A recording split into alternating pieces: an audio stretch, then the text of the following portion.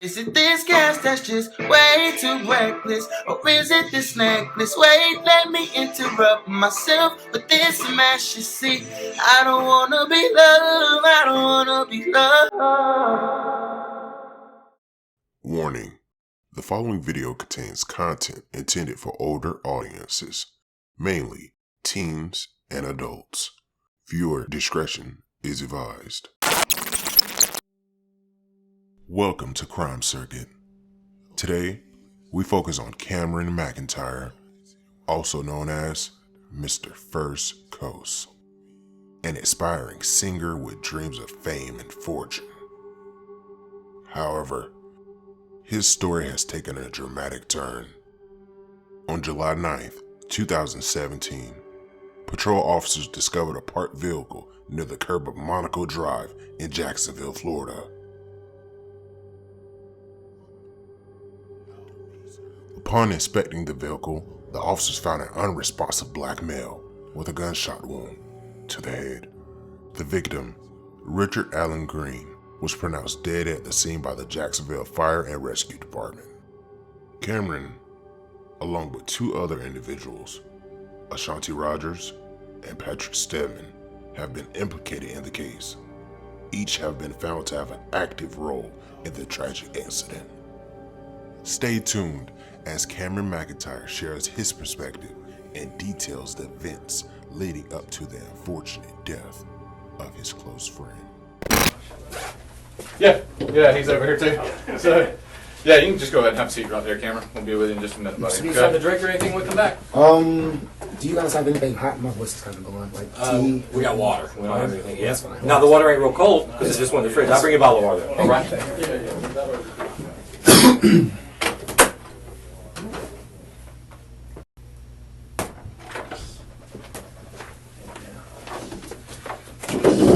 We're just kind of running down. No, these rooms suck.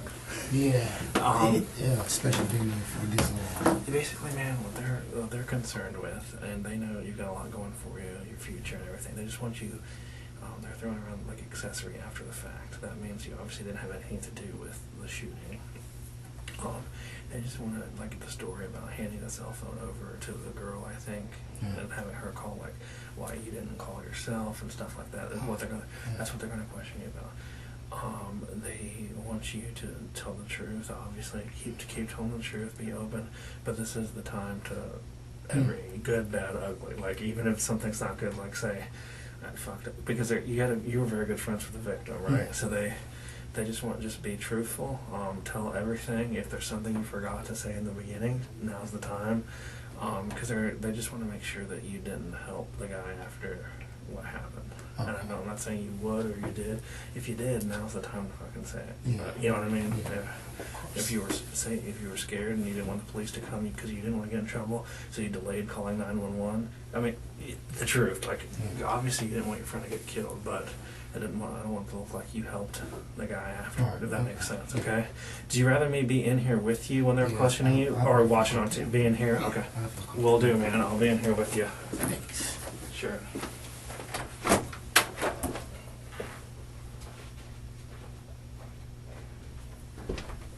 Let me be in with you. Set.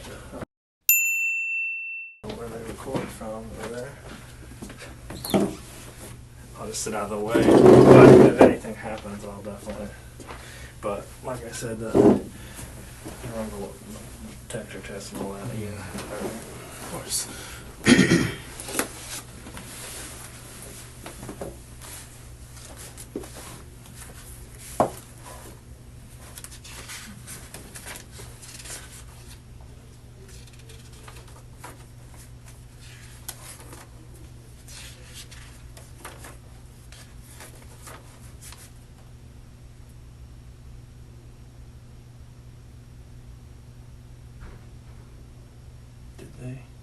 Did they catch the guy yet?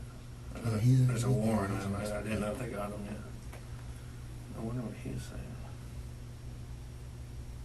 We all are actually. We all are. Are you Casu? Yeah. Okay. That's a music name we had. Gotcha. Yeah, some nicknames are like derived from your real name, but that one, I was like, it made sense like that it was you, because so you didn't know Patrick at all before this day.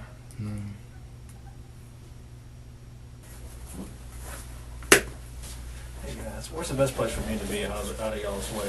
Probably over here. Over here. To be honest with you. Perfect. Yeah. Will you be able to ride over there? Yeah.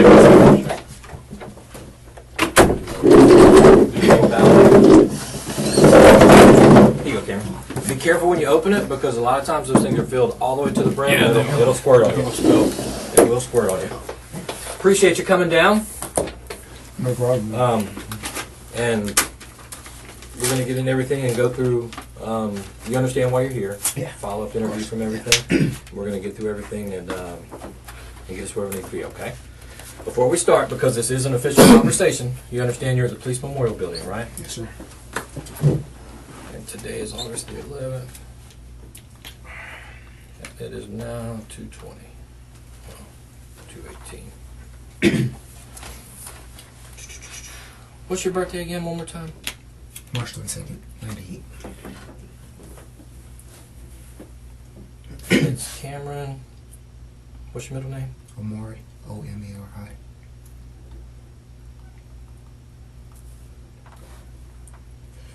You guys try to work with me. They have been doing a whole lot of singing since I've been in college, so I understand. yeah, the voices. And real quick, and this is not meant to insult, this is something we ask everybody when they come in here. You graduated high school and just started college, so you can read and write, right? Okay. Had any drugs or alcohol today? Nothing at all?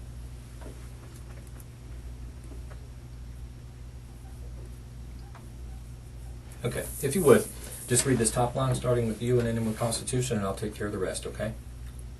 Just read out loud for me. You have the following rights under the United States Constitution. Perfect. You do not have to make a statement or say anything, you understand that? Anything you say can be used against you in court, you understand that? Yes, sir. Okay.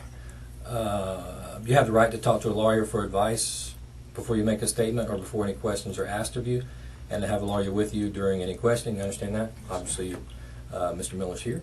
If you cannot afford to hire a lawyer, one will be appointed for you before any questioning if you wish. You understand that? Yes, sir. If you do answer questions, you have the right to stop answering questions at any time and consult with an attorney. Understand all that? Okay. And again, this doesn't mean you're under arrest. It means it's a formal documented conversation, okay?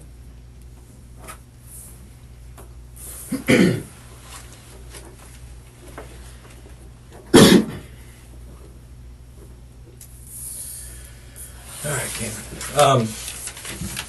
Like I was saying when I came in and sat down, appreciate you coming in. I know it's kind of hectic to make it up here from Daytona, getting down there, getting started with school. And you said your freshman orientation is. Well, we already had it, but tomorrow's our last day, so we actually inducted. So Okay. yeah, it's pretty exciting. Classes actually start. Actually, I was supposed to get my schedule today, but I have to meet with you guys, so I'll get that tomorrow as Okay. well.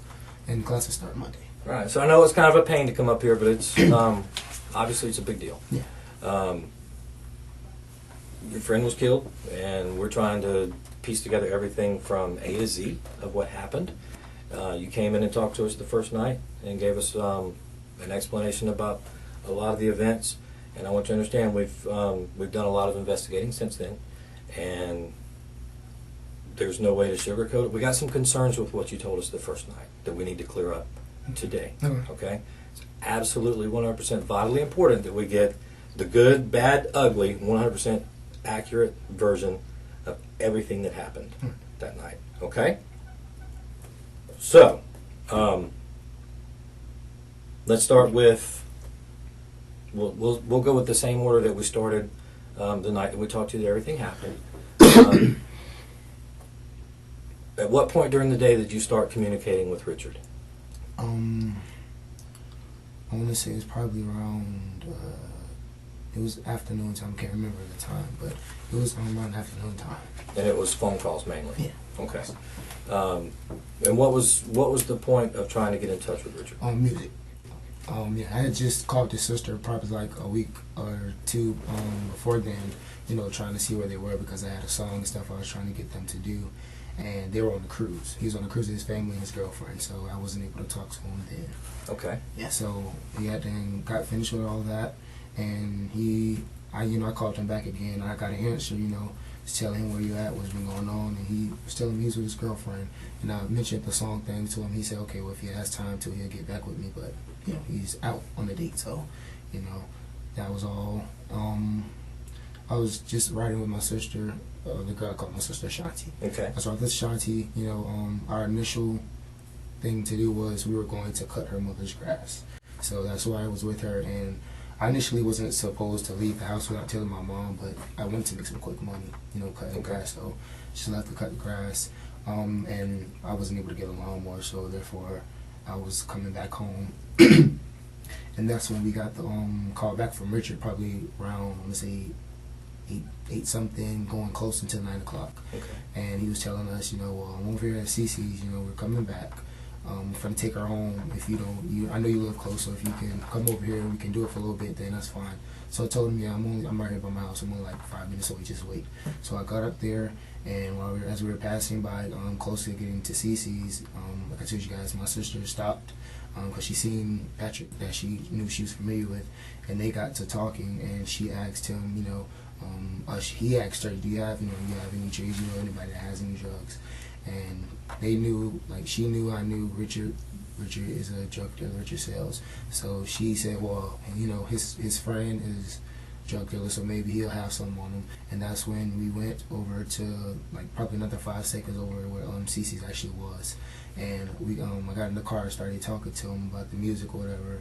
They were exhausted and all of that. So as I was going deeper, trying to get into the music stuff, whatever, they were still signaling Ashanti, and them was signaling me to, I guess because I was taking too long, and was telling me, go ahead and ask him, hurry up, because we don't have all day. So that's when I mentioned it to Richard and Patrick. He told Patrick to come over there, was asking me, did I know the guy? And I was like, well, no, my sister actually, is somebody that my sister knows. And he was like, well, I need to check him out first to see who he is. So he came over, they were talking, and he told him to get in the car. And yeah, they got in, and after he got in, he told him, Richard told Patrick, well, I don't have any on me, but his brother, his cousin, stays over in Monaco Arms, and he was also one that, was sold drugs. So he said, well, after we go over there, I could bring you guys right back. And I didn't get out of the car because it was Richard. I didn't think anything would happen, I didn't think anything was wrong. We were in the middle of the music. So as we were going over there in the middle of, me playing music on my phone, he pulled out his gun and was in the middle of robbing us and stuff. And he didn't look suspicious at first, going into Monaco Arms, because he wasn't saying anything. He was just, just to himself. He had I don't know if I told you guys, but he had a bandana on his hand. So I didn't know if that was to cover the gun or not, but he had a bandana on his hand. When we got over there, he put out his gun, was in the middle of, trying to rob us, and threw my wallet or whatever was going on. Within the first 2 to 3 seconds, he opened fire, then hopped out the car some seconds later, and I looked up. Richard was on the side of the window, and the car was still moving, probably going 2 miles. It wasn't fast speed. And I jumped up to the front, put his knee on the brake, and stopped the car, put the car in park. And by that time, the phone was still in my hand and all, and I was trying to wake him up to see if he would get up, and he wasn't. And when I was getting out of the car, I handed my phone to her and was like, hey, I need you to hold this phone code so I can get out of the car to make sure that he was okay. And as I was getting out, she was asking me, well, did you see where he go? Do you know where he went? Where is he? Is my boyfriend dead? And I couldn't tell if he was dead. I didn't know where he went. I was in a panicking moment. So I was like, no, I just bear with me. So I went over to Richard's door, opened the driver's door, was trying to touch over his head to see if he was okay. I apparently wasn't responsive. So I told her, I need you to help me go get help. And she was like, no, I can't be here. I have to go. I can't be here. She was initially calling her mother.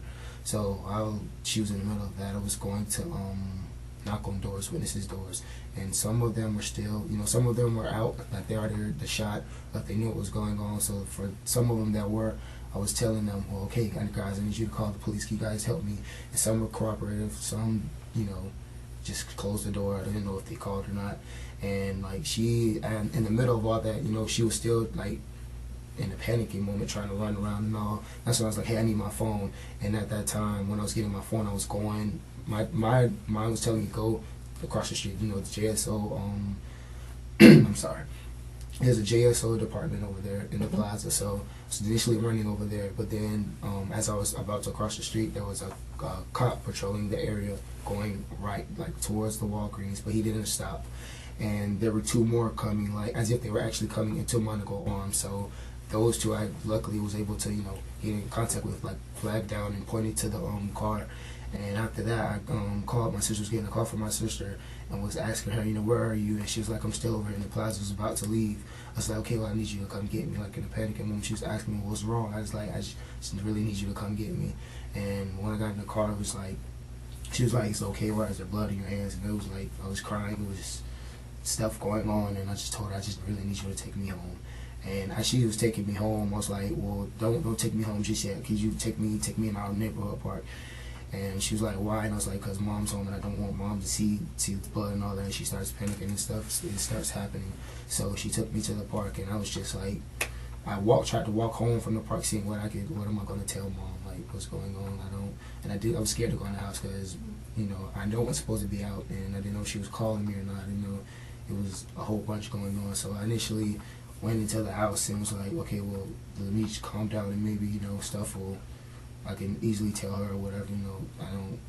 And as I was doing all that, I fell asleep, and she woke me up in a panicking, Mom was like, what happened? What's going on? As if, and I was like, well, I didn't tell you yet, so what do you mean?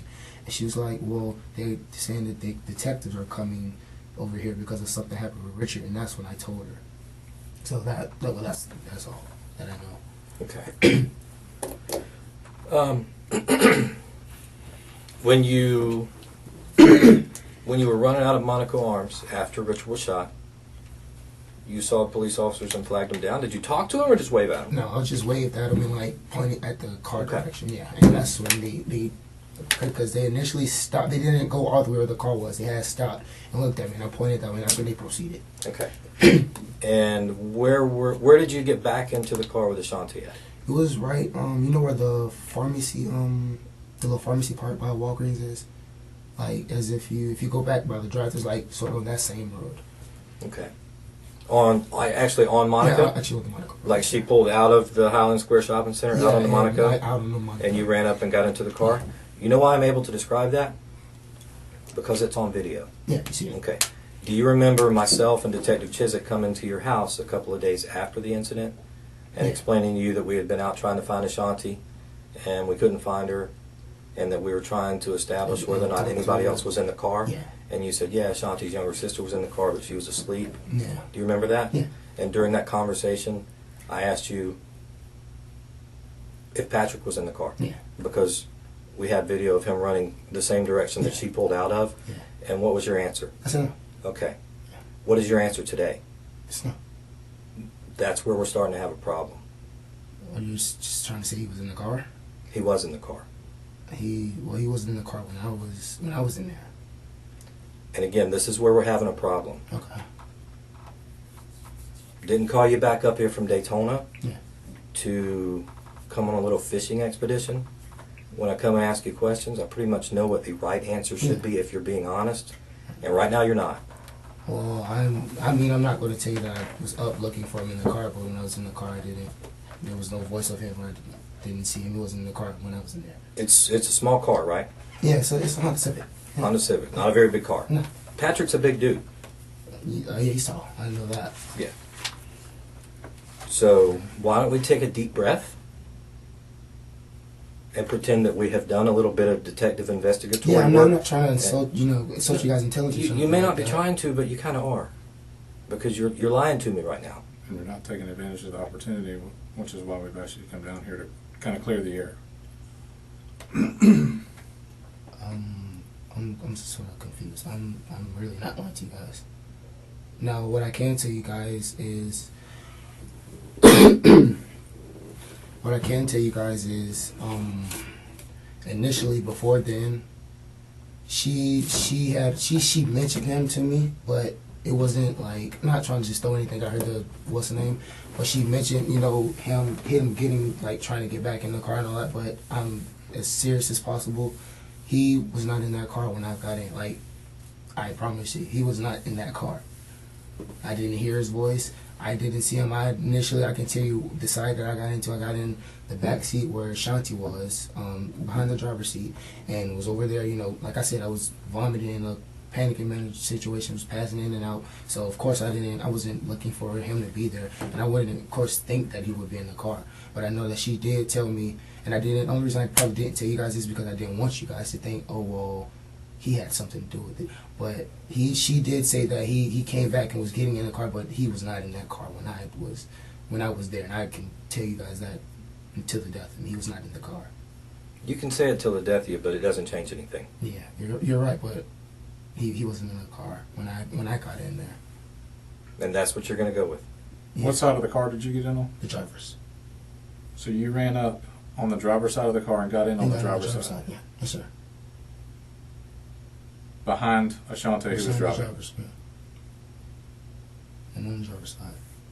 Now she did mention that he was getting back in the car. She said that like after this was probably like weeks or whenever like this sort of died down, you guys were in the middle of investigation. You know, I was talking to her, trying to make sure that she was okay. Like nothing was going on with her, because I know you guys investigated her as well, and trying to make sure she was okay. And she was like, yeah, and she was talking to me about it, and she was saying, like, she was basically telling me she seen him running and she seen him coming, you know, trying to get back in the car or whatever. But after that, I mean, when I was getting back in the car, he wasn't in the car.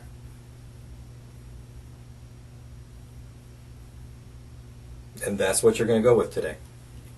He wasn't in that car when I was Okay. Here's where things take a turn for the worse for Mr. First Coast. What Cameron doesn't realize is there's too many discrepancies between Ashanti's story and his.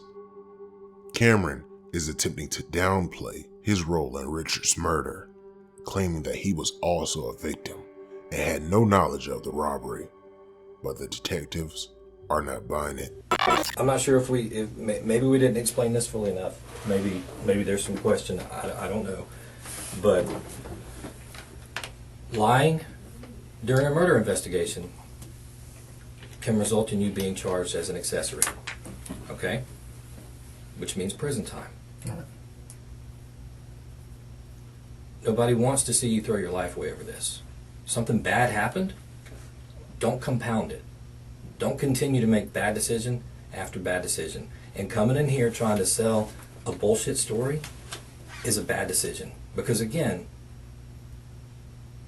we haven't stopped. We didn't come in here and talk to you that night, and talk to the girlfriend that night, and talk to Ashanti, and go get an arrest warrant, and give each other high fives, and go home and put this on the shelf and done. We've been doing a lot of work since then. Okay? All right. Now, let's take a deep breath, and again, think about bad decision on top of bad decision, and start over with when you ran out of the complex and you got to Ashanti's car, who was in it? Okay. Well, he was in the car at the beginning, but and whether you think this is a lie or not, I made him get out, because I told him if he didn't get out, I was going to get out. Like, it wasn't my car, but I told her that. And that's why she's not talking to me now. She comes to find out they were dating, they used to date. And that's nothing I knew of, because now if you look at her, she's gay now, she's a stud. So when I was talking to her, she told me, I was like, why aren't you talking to me, what's going on? And she was just like, well, I mean, it's nothing really going on. Like, so, well, why are you acting as if, like, this is my fault? She wouldn't come into contact with me. It's like, why are you acting like it's my fault? She's like, no, it's not that. It's just, you know, I mean, not Richard. Patrick was a good friend of mine and all that. So I know it's probably something hard that she had to do, but I told her, no, he just killed Richard. No, either he gets out or I need to get out. Like, this is not going to happen. And before she told him, he jumped. He just got out of the car. He knew I was going to snitch. I knew he knew what I was going to snitch. At what point did he get out of the car? When we were coming, where is that place? It's another store, like, behind the plaza, like right behind Little Caesars and them, like some little, it's a racetrack store.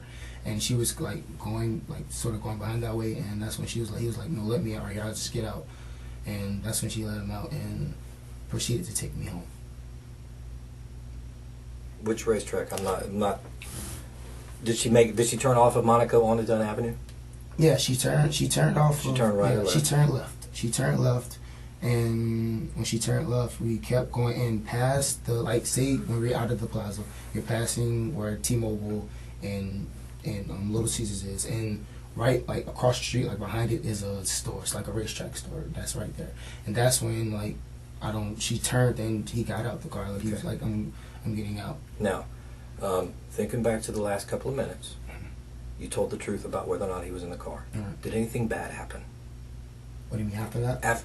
Based on you telling the truth, did anything bad happen in this room? He's talking about right now. Right now. Nothing bad happened, right? No, but the world's still spinning. You probably feel a whole lot better now that you've come off of that, right? I mean, to be honest with you, I don't know how I'm feeling. It's just like I said, this is the first situation that's ever happened, something like this. And again, I don't, I'm not trying to remember anything like that's happened. I'm trying to be involved because I know what goes on with stuff like this, and I don't want to ever be a part of something like this. You're a part of this. Yeah, well, not like that. You're net deep as a part of this. Okay, you were in the car. You were not truthful that night, and then you've come in and started out lying today. So you're a part of this. Okay. Do we want to get you through this without you being in a huge world of life-changing trouble? Yeah, we do. But where things go from here depends on you. All right. And you came in lying, so that's strike one. I don't know what else to tell you, okay? Yeah. I need you to be completely honest from here on out. Right. Because if I look at somebody and tell them you're lying to me, I take that pretty serious. And when I say that, I know you're lying to me. I'm not going to call you a liar unless I know, okay? Yeah, and I apologize. And I appreciate you being honest about whether or not he was in the car. Thank you. Look at it like this. The first night we talked, okay, it was just us three, right? All right. You didn't have your own attorney here, right? And sometime between the last time that you have had communication with law enforcement to the point that you've come in today, you have had the opportunity to sit down and talk to a lawyer, correct? Yes, sir. You and your family, okay? And even immediately before we came in here, we had a discussion with your lawyer, okay? And we kind of explained to him some things about the investigation and the importance of you coming in with 100% disclosure of the truth, okay? And I've known Mr. Miller for quite some time, from a professional standpoint, okay? We've worked a lot of cases together. And I know for a fact that Mr. Miller told me he was going to come in here and reiterate that to you, and place emphasis on the importance of doing that, okay? And in addition to that, you have requested that Mr. Miller remain in the room with you while we have this discussion, correct? Yes, sir. Okay. So I'm saying all that to say that there's no reason for you not to be truthful right now. There is no reason at all, okay? Like we tried to explain to you that night. The truth is the truth, and it's always going to be the truth, okay? But if you tell something other than the truth, then consciously or subconsciously in your brain, you're trying to play something out in your brain to try to get ahead of where he's maybe going with the questions that he's going to ask you. This is not a joke, okay? And it's not any trickery or anything like this. It is what it is, okay? What happened, happened. As bad as you don't want to be involved and as bad as you would like to go back and change every event that happened that night, unfortunately that cannot be done, okay? So just spill your guts and tell him everything you want to know. If at any point during this conversation it gets to the point where your attorney has concerns, at some point he will step in and say, hey, may I have a minute with my client so we can discuss this before we proceed. You have someone here that has your best interest in mind, okay, and who is here to monitor and guide you and help you through this process. But there's only so much he can do to help and guide you if you don't follow his advice by coming in and being truthful. I was actually going to ask you, Detective, if we could actually take a minute, just before we go on. I just want to talk to him a little bit more to kind of get this before we go to the questions. Thanks, guys. Yeah, just knock it, Ray. Absolutely. And while I'm talking to him, the recording will be off. We'll I guess. There's a, I don't know how that works. It's in Hang on. all right. Let's ask, because there may be an issue with the interruption. If we do an Okay. interruption, it may be something we might Sure. formally. Okay, we can absolutely. Thanks. Or- I just want to not try. Or to be- maybe. I'm not trying to be difficult. No, Yeah. or maybe we may need to leave it and then take you guys somewhere Sure. that's not being monitored. Okay, again. thanks. I'll get right back to you in just a second. I'm sorry. Don't say anything. It's all right, Mike.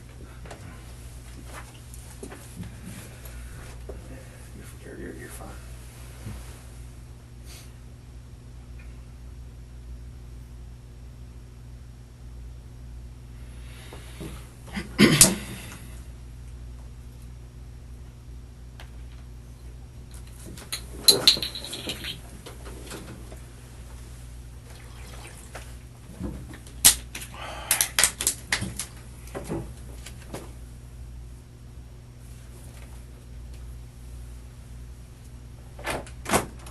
Hey, just come over into this next. Absolutely. That way we don't have to- Thank you, sir. I appreciate that.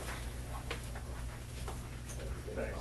We'll be back down with you guys in just a couple minutes. All right, thanks, guys. Still good with that water? You need another one. I know that. Okay. And also, again, teach second. No, I'll be right back. They're I gotta get it. They're going to start up in a second.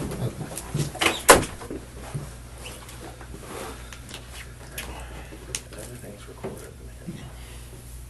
So just leave silence till you.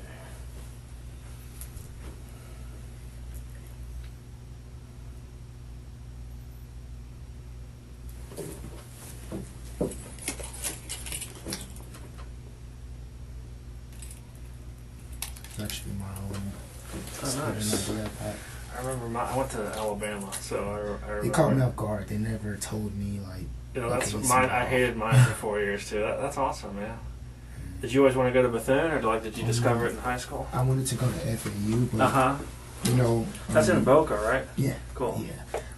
But, you know, initially, some things happen, and, you know, you have to take different routes, and I had the opportunity to go to a Christian school. And, Uh-huh. you know, I didn't want to miss out on it. Yeah, so, I didn't know they were Christian. Bethune is yeah, cool. that's a Christian school. I didn't And- know that.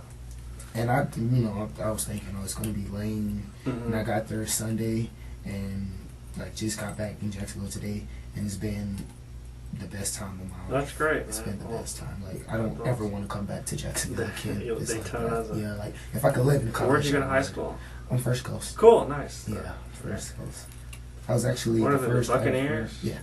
I was the first Mr. First Coast actually this year. We never That- had a Mr. First Coast. We always had That's Miss. awesome. But yeah, I was the first ever. That's Yes. awesome, man. They usually have a pretty good football team. They send a lot of Yeah. people to college. Yeah, Yeah, at least half of our senior class is usually going that plays somewhere. East Coast Yeah, somewhere, yeah. that's cool. They sent me to BCU, so That's awesome. yeah, I just want to make sure I'm able to still make it there. You know. Absolutely. FYI, the girls in college are so hot. This is crazy. They're from everywhere.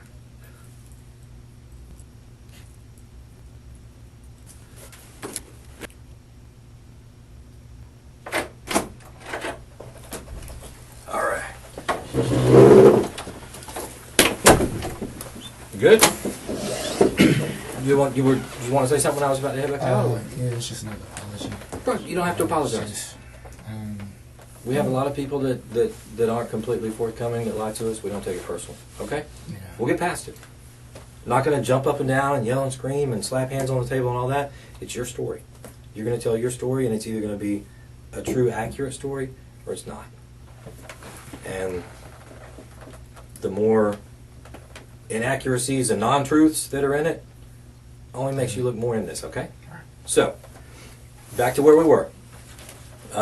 You come out of the apartments, you get in the car, and Ashanti's in the car, Ashanti, her sister, sister, Patrick, Patrick. and you get in. Yes, sir. And you go down Monaco, turn left on Dunn. Yeah. That's where I don't know the name of the racetrack, but yeah, we turned on that racetrack way and was going behind some, I don't know, I guess it was a back way or something like that. That he was telling her to go, and then so he hopped down and was like, "I'll see you later." And that's when So you don't remember streets or any of that? I don't know the names, but I can see it in my head. Like I lived in the area for so long, so I could picture it in my head. How long would you say that from the time you got in the car on Monaco and turned left onto Dunn Avenue, how long in minutes or seconds or whatever you want to put it, was it before Patrick got out of the car? Probably like 2 or 3. About 2 or 3 minutes. 2 or 3 minutes? Yeah. Okay. Because when you turn left onto Dunn Avenue from there and go past the big Highland Square Shopping Center, like CC's is on this end and there's down where the Starbucks is, and then the next end and there's I think it's KFC. That's going towards like where the car wash and stuff is, right? Where Taco Bell and all. Yeah. There's a big gas station right past that. There's KFC, CVS, and then that gas station. Is that where you're talking about? No, there's one before that. There's one before that. Let's see. There's also a mini on the same side as the plaza that we were in. There's like this mini. It used to be a shrimp place or a daycare or something like that. It's in I believe it's called Racetrack, but that store right there, that's before it, is where she turned at. Okay, so turned off of Dunn Avenue there, and then how far back into that neighborhood are we talking about where Patrick got out? I'm not sure. It was nighttime, so I really don't remember. I really can't know. But if I had to guess, I want to say like it's probably like a 10-second drive. I would say. 10-second drive after turning off of Dunn Avenue? Yeah. Okay. Do you think if we looked at like a Google map at some of the roads, you'd be able to maybe not say this is where he got out, but maybe some of the roads okay, we'll do that in just a couple of minutes. But you're pretty sure it was within 2 to 3 minutes. Yeah, So I'm assuming, but yeah, knowing that street, it probably was like 3 minutes. okay, and it was back in that neighborhood by that gas station. Yeah. Didn't go out onto any main roads, Lim Turner, Broward, any of those. No. After that, we got back on the main road. After that, we got back on the main road. And we usually take, when I'm with her, we usually take, you know where Save-A-Lot is? Do you guys remember coming to my house? Mm-hmm. Do you know where that Save-A-Lot and Family Dollar is? It's like a back way we usually take. That's like a shortcut to our house so we don't have to go through lights. Where is your address? What is your address? 11160 Apple Blossom Trail. Okay. So it's like right there, like where Kendall Court used to be. Mhm. Kendall Court, like where that Save-A-Lot and stuff is, a back way, going by Ashley Woods, Ashley Park, I think it's called. Leonid Road? Yeah, Caper Road, actually. Down Capper Capper Road, and then back out Yeah, around. with FSCJ. So you headed towards the college? Yeah. Was Patrick in the car then? No, Patrick was in the car then. By that time, he was already out. Okay, but Patrick got out shortly within a few seconds of Yeah. turning off of Dunn Avenue the Yeah. first time by Yeah. that gas station. Correct. Is there any reason that other people would tell me different? No, I don't know. Not at all.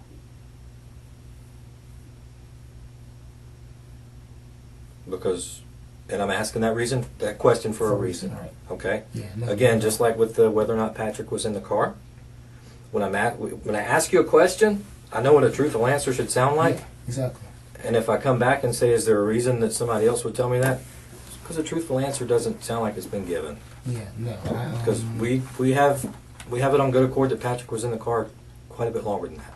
No, he wasn't. He wasn't. But by the time we at least was going to take me home, he wasn't in that car. I understand that. He got dropped off before you did. You're right about that. Yeah. But it wasn't within a few seconds. Of No, it turning off. was some minutes, but it wasn't. He wasn't in there for a long time because I kept telling her I'm not gonna stay here with this guy. Like I'm smarter than that. Yeah, I made a dumb decision leaving my house without my mother knowing, but I'm not gonna stay in a car with the killer, especially if he just killed my. Okay, but brother, was it some minutes or was it 2 to 3 minutes? It was some minutes. I mean, like I said, I know the neighborhood and all that, but I can't tell it right off the top of my head. It was July 9th, but But it was a pretty significant emotional event that would stick in your memory banks a little bit. Yeah, right? the event, of course, that would. But I mean, you just got back in the car with somebody that shot your friend, yeah, which would be pretty upsetting in itself. And now here he is again, and trying to figure out how far we went. It seems like that would stick in your mind how long you were in the car Yeah, with somebody that just shot your friend. Yeah, it wasn't because a long time. if it was me, and I was in the car with somebody that just shot my friend, and knows that I can identify him, I would be thinking, "Oh my goodness, this dude's getting ready to kill me." Yeah, That's pretty logical, yeah. right? Yeah. So I would either unask that car pretty quick, or he would be out of that car pretty quick, or something. Right. Okay. Right. And again, Which is why I'm saying this is probably why he got out as quick as he did. It wasn't some seconds, but I know he wasn't in there for a long period of time. Like he wasn't in there no far as us going past Popeyes. That Popeyes is on that same road, wasn't no farther than that. And Popeyes is like right there by the same shrimp place that I was telling you guys about, right there by KFC and all that as well. and I have a problem with that. He was in the car longer than that. And you're shaking your head and rolling your eyes. No, I'm not Listen. Rolling your eyes, looking around. I didn't mean that in a disrespectful way, but you're having the same reaction as you had when I asked you about whether or not he was in the car and kind of told you that I don't believe you. Yeah. Well, He was in the car much longer than you're making it sound like. And again, good, bad, and ugly. You've made some bad decisions. all right. Stop. There's only one version of the truth. Okay. Yeah. I'm sorry. I'm being very, very honest with you guys. I'm trying to very hard, but it's like you guys are trying to make me say more than what is actually the truth, and that is the truth. Like I'm not gonna lie to you. This, like I told you, this is not something that I'm used to every single day. I don't just sit here and wanna. And like you said, it is something very painful that happened with my friend. But it's me. It's not something that I want to keep thinking about. I keep wanting to relive or nothing like that. So if it's sounding like I'm lying, it is really not. I know my future is in jeopardy. I've just got to college and it has been amazing, and that's all I'm trying to go back. So if this means being honest with you guys, and like my attorney said, I will give you guys what you want to know. It's not like I'm trying. I had nothing to do with it, so it's not like I'm trying to take up for anybody. This is somebody that I've been growing up with since I was a kid that we're talking about, Right. since we were small. Yeah, and I very much understand that, but like I said, this is not me as my knowing me. This is not something that I've wanted. I'm very sensitive about stuff like this. It doesn't matter how I act or nothing like that. This is not anything I want to relive or go through at all. So if it sounds like I'm lying, I promise to you, I'm not at all. Like Well, I'm trying to cooperate. But you have lied. Yeah, well, yeah, Is my problem. Yeah. I mean, if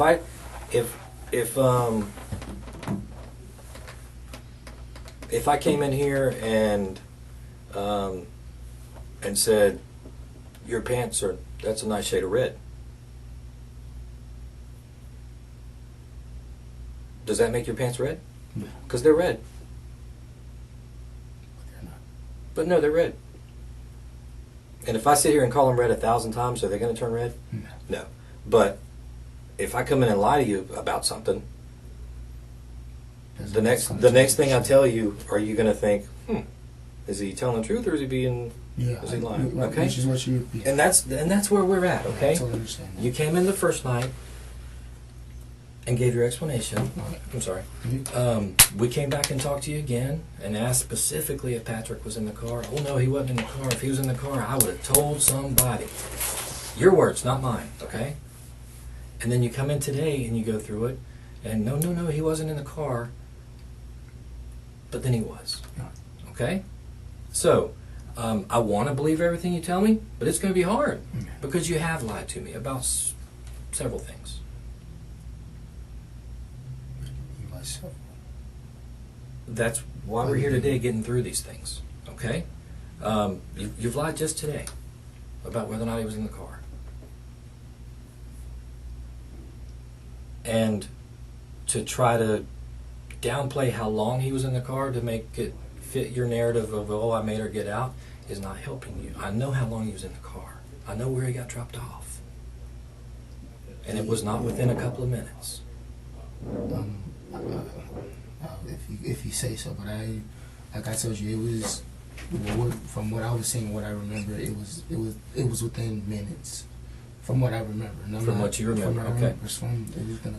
Like I mean, I'm not trying to get on the bright side of anything, but I mean, let's keep in mind, I just witnessed my best friend get shot. I'm in a panic mode. There's blood on my hands. This is nothing I've been through. So and I understand all that. But again, looking at it from the other side, if I just jump back in a car and look over and realize the dude that shot my best friend, somebody that I call my brother, is also in the car, you get out. yeah. And you stayed in the car, and he stayed in the car. Maybe you don't remember exactly how long, okay? The only reason I stayed in the car was because I didn't have I knew I didn't have another way home, and if I would have told my mom like that, my mom doesn't play those games. She doesn't tolerate any of that. Well, you knew that the police were there by then, right? Because remember you said you waved at them when they were going into the complex. You could have jumped out of the car and ran and told them, hey, the dude that shot my friend is in that car. You're right. Well, yeah, I wasn't thinking about it at that time, I guess. No, you wanted to get the hell out of there and be as far away and hope that nobody ever connected you to it. And I get that. I'm sorry? I said you wanted to get out of there and get as far away from it as you could and hope that nobody ever connected you to it. I get that. I understand. Well, okay. Are you saying you didn't want to get far away? No, it's not. No, I'm not saying that. I wanted to get far away from the Okay. situation, but I was just trying to. Are you saying it was just sounding like you meant like I wasn't going to ever tell anybody? Like when that wasn't how it was at all. When were you going to tell somebody? I was going to tell my mom. I really was going to tell her, and like I told you guys, I was in there just thinking about whatever was going on. I had happened to fall asleep, but I didn't want to go home to tell her just yet because it had just happened. I didn't want her to go through whatever this was, and it was. So initially, yeah, of course I was gonna tell someone. I was just gonna let him. I just witnessed him sitting there and he's left for dead, and I won't say nothing about it. Like, no, that would be on my conscience heavier than it is now. So you were so distraught by the events of that evening that you were able to go home and go to sleep. Like I wasn't able to just automatically go to sleep. It was something that was on my brain, and I was just like, and I didn't even initially just go home. Like I was at home, and I went to my grandmother's house and asked her, was it okay if I could sleep over there? But no, it's not. Like I didn't want anything to do with helping him or anything like that. Like I wanted to get away from the police stuff and all that, but it wasn't nothing that you guys are not trying to make it seem like what are singing it as. Well, here's what I meant by what I said. As far as get as far away from it as you can and hope nobody ever connected you to it, because your future and your friend just got killed. Right. Okay? I'm not saying that we think you killed Richard. I'm saying you in your sense of panic, in your frame of mind right then, it seems like you wanted to get away and hope nobody ever connected you to it. And the reason it seems like that is you saw police officers come in. You said that you even waved at them. I don't see that on the video. Maybe you did. Maybe you think you did. I don't know, but I don't see that on the video. But if you were close enough to wave at the police, you're close enough to run right back in there where you know this dude's not going to come hurt you. Right? Right. You had your cell phone with you, right? Right. So, what's Ashanti's phone number? Is she in speed dial? No, she's not. So you have to dial how many digits to call her? About 10. 10? How many digits is 911? 3. That's a lot faster, right? Yeah. But I don't know. Yeah. You're right. You're right. So from the outside looking in, it seems like you wanted to get the hell away from there and hope nobody ever associated you with it. Yeah, and at the time, it probably was that. Okay. It probably was. And that doesn't make you a bad person. That makes you somebody that made some bad choices that night. Some bad stuff happened. But now you're on the road to start to try to make this stuff right. Okay?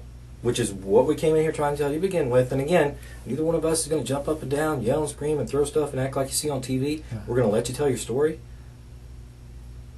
I'm going to ask you about stuff that doesn't seem accurate. And you're either going to make it right or you're going to sell me a BS story that's going to hurt you in the long run. Gotcha. Okay? Gotcha. So, Are we absolutely sure We're on our timeline that, to your best of your recollection, Patrick got out of the car within? Patrick was. It was now. I can say it was in some minutes, but I can't just tell you right off the bat. Detective, would you like to maybe take a look at a map or something in case the timeline in his head is wrong, like where he could actually tell you Patrick got dropped off? Yeah, we Would that help? can pull a map I up. didn't know if that might help. And when you say some minutes, I mean 2 to 3 minutes, 4 to 5 minutes. You want to get yours? Yeah. Like it was Just probably in case the longer than that. timeline is. But I mean, he got dropped off like on the same road. Like that was very much truthful. Okay. It was on the same road. We're gonna look at the map. Look at the map. I just asked that in case the timeline in Yeah. your head's wrong. You can actually say, because you're from that area, you can tell the detective this is exactly, because that's all that matters is where, where you dropped him off, and how far away. You need some more water? You good? I'm good. Just trying to get my voice back. You on scholarship? Actually, I'm on about 4. Okay. Yeah, about 4.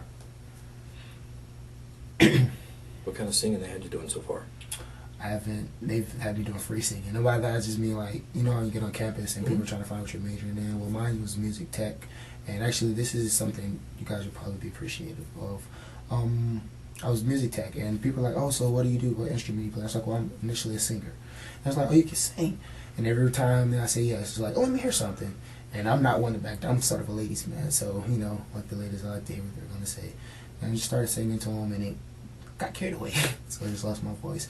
But, initially, thinking about it, actually, I think I wanted to, instead of majoring in music, I wanted to minor in music tech and major in psychology so I could be a motivational speaker. Okay. From situations like this. And this was sort of something that helped me make that decision. I feel you. And it's like, and you can ask my parents and all them, it's like, well, what made you say that? And it's like, well, because it's never too late. Like, I'm not saying that we're out of this yet, or this is all done, and I hope so, and I wish it is, but I could have been arrested by now, and stuff could have happened, and, things, I could have actually been dead. All 3 of us could have been dead. It could have been me instead of Richard, and all that, and I basically got a second chance at life. Like, I'm Christian, so I believe things work in God's favor for a reason. So it's like, well, I'm going to use that to my advantage and take my experience and try to help other, troubled kids or, kids that don't have that much faith in their self.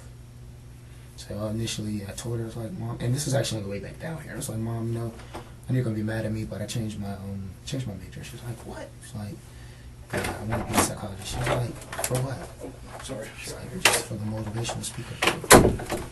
Well, you may change your mind a couple of times in between now and then too. If you're like that's what they're saying. That's what everybody does Work your way first. through it, but here's done in Monaco, and that's heading west. So if you want to kind of First 2 navigate years, through it. everybody changes a little bit. So this is Monaco. Yeah, this is This Monaco. is where it happened at. Yep, this is where it happened at. Yeah, you would have Actually back here. It happened right back here. You would have gotten in the car. Oh, right, yeah, in this I'm area. sorry, yeah. So it was right here. I got it right here. So we and came here, we turned left here. on Dunn. Truck keys, you scroll up. Yeah. Came left. We had a couple. I don't know if there's a couple lights or somewhere. And You there's. can go back to the street view if you need to where you can actually No, there see. should be. Is this the plaza? hmm The Yeah, the Starbucks is yeah, right here. So keep going. Come on. And around this area, there's a gas station somewhere. Right or the left? The left, like on the same side of Is it the That's big the one? racetrack. This racetrack? Yeah, it was right here, and we were coming back. I want to say, was it this street? It was one of these streets. But I remember the seafood place. So it was one of these streets that we were coming on. This that one, we were that turning it on. used Yeah, to be a that's the one, house, and yeah, now, yeah, that was okay, saying. little crap shack Yeah. to sell it out of, right? Yes, sir. Okay. So you turned on one of these? you Yeah, we think? turned on one of those, and that's when I knew he was saying, "Get out!" Like just let me out the car. That's what I was trying to get you guys when I was saying it was like right there by the little racetrack. So he got out right in this It area? was. We turned on one of these roads, but the specific, like I said, it was nighttime, so Okay. I don't know where, but yeah, it was over there. You've lived in that area for quite a while, right? Oh yeah. All right. You're familiar with Broward Road? Where Water's Edge is. Yeah. Mm-hmm. You know that eventually it comes out on Lem Turner. Right. Robert? You referenced Kendall Court Apartments earlier. Yeah. You're familiar with those? Yeah. Okay. They're on, what road are they located on? It's the Billy Slim Turner, right? Correct. All right. So somewhere between that road that you cut through to get back to Lim Turner from Dunn Avenue is called Leonid Road. Are you familiar with that? I'm familiar with Leonid You know what I'm Road. talking about? I don't know. I'm not specific with the road, but I have. What about Biscayne? You know where Dunn and Biscayne is? Yeah. Okay, so car wash is. right. So if you turn right, you go on the car wash. If you turn left, I'll take you to the intersection. Yeah.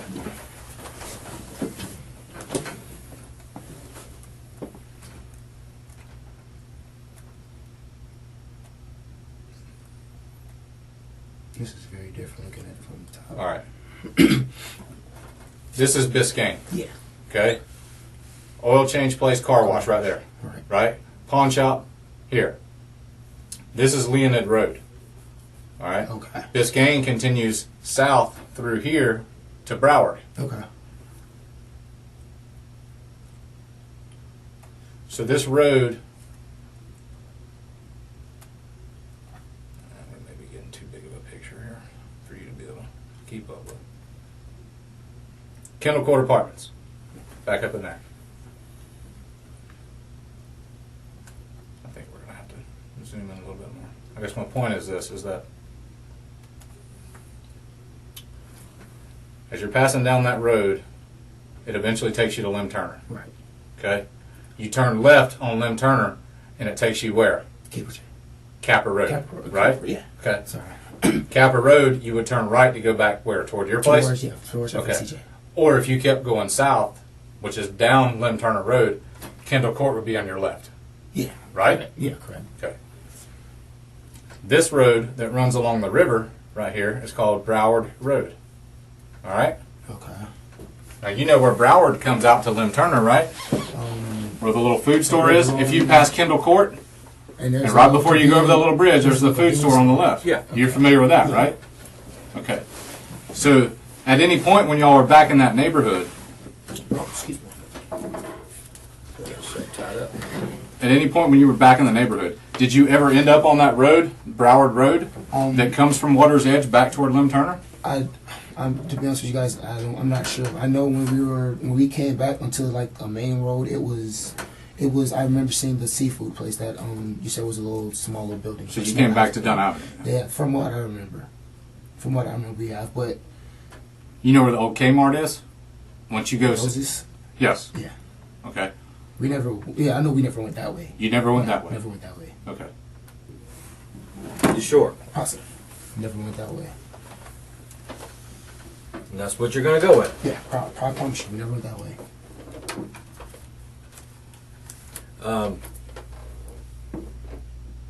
And in order to go that way, you would have to pass my house. I was in.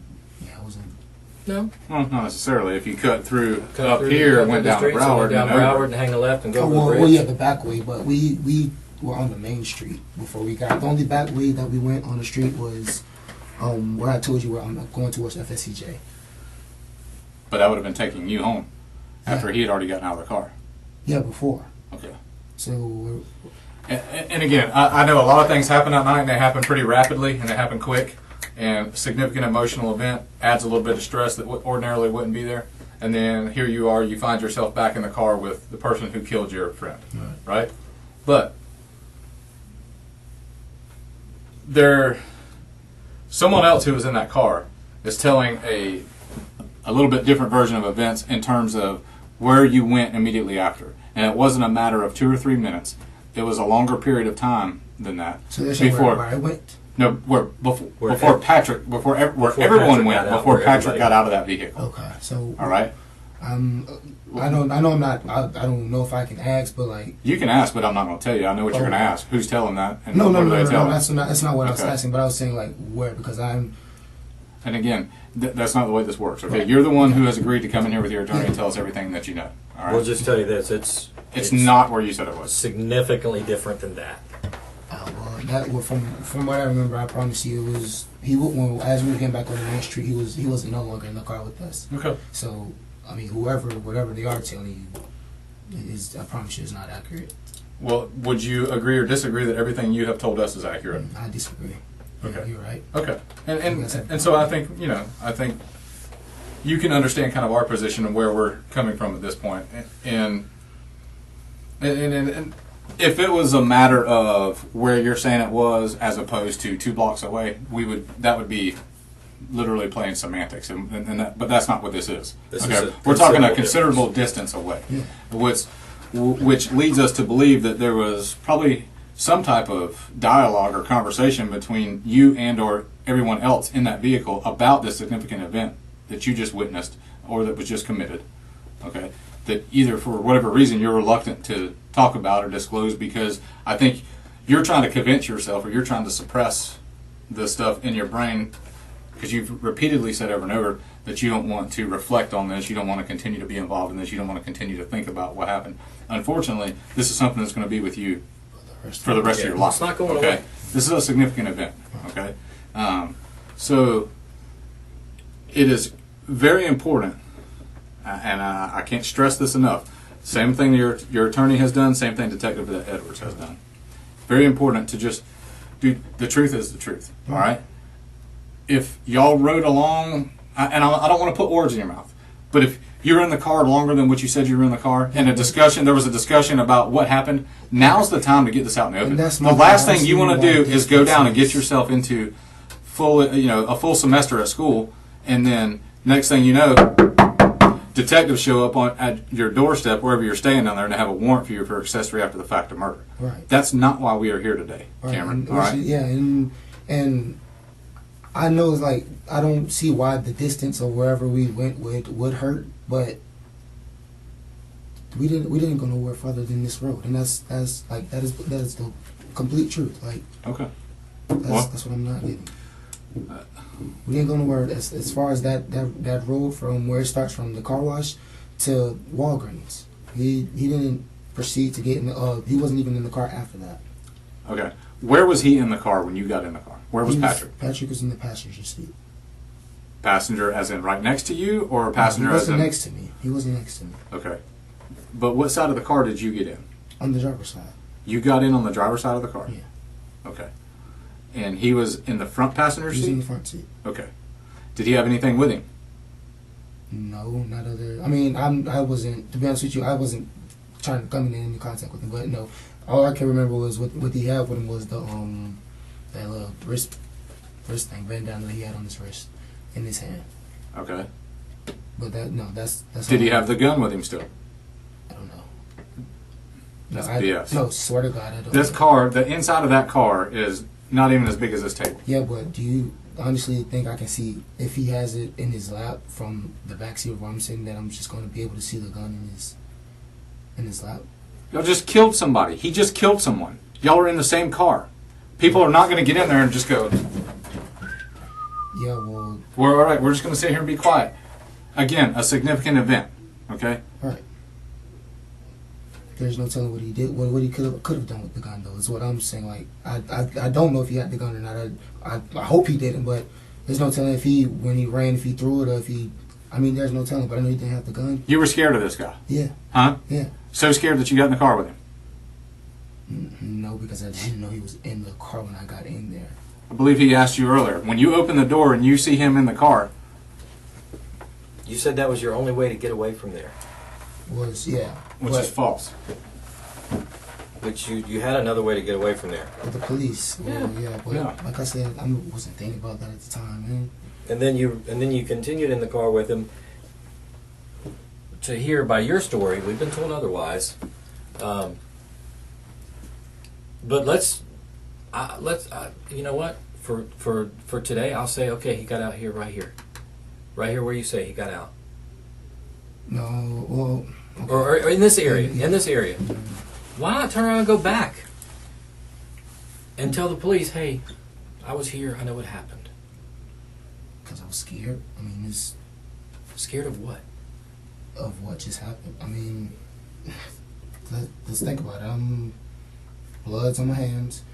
I was out when I wasn't supposed to be, and I'm going to get in trouble with my mom.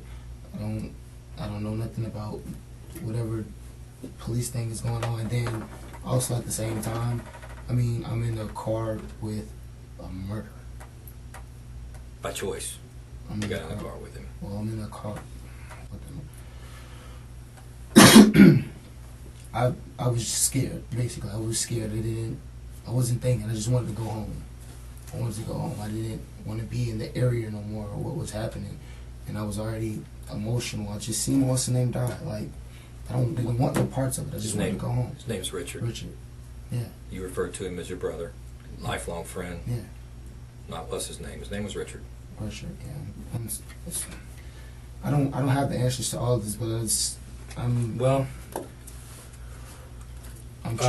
really trying to get you guys the truth is the truth, and there's only one version of the truth. Right. And that's where the answers come from, and that's why we're here today. Because again, I don't know if in your mind we talked to you, we talked to the girlfriend, we talked to Ashanti, we got a warrant, and we patted each other on the back and had breakfast and said, "Good job, we're done."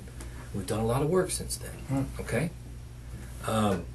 You come in, you say that you were running out after Patrick shot Richard, and you tried to flag down the police cars. Not on the video, you know.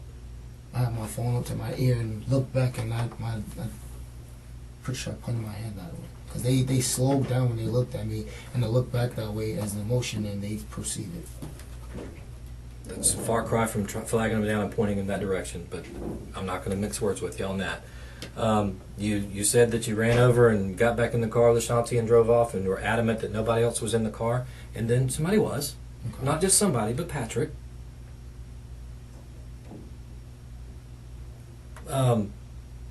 Your explanation of just randomly meeting up with Patrick and him happening to mention that he wanted to buy some marijuana, and then it happened to come out that you know somebody that sells some marijuana, and that you just happened to call Richard and see if he would meet you there, but yet there was about 22 calls between you and Richard. No, I didn't just say Listen. There was about 22 calls from you trying to get in touch with Richard back and forth, playing phone tag all day. You were pretty hot and heavy trying to get in touch with him. Right. So, for just a second, you know how courtrooms are, right? Right.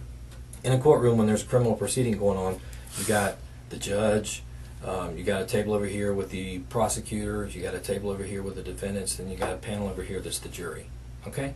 Put yourself in the jury shoes for a minute, okay? Can you do that for me? Yeah. And imagine hearing a prosecutor say, "Ladies and gentlemen of the jury, we're going to present to you a person who met with his friend,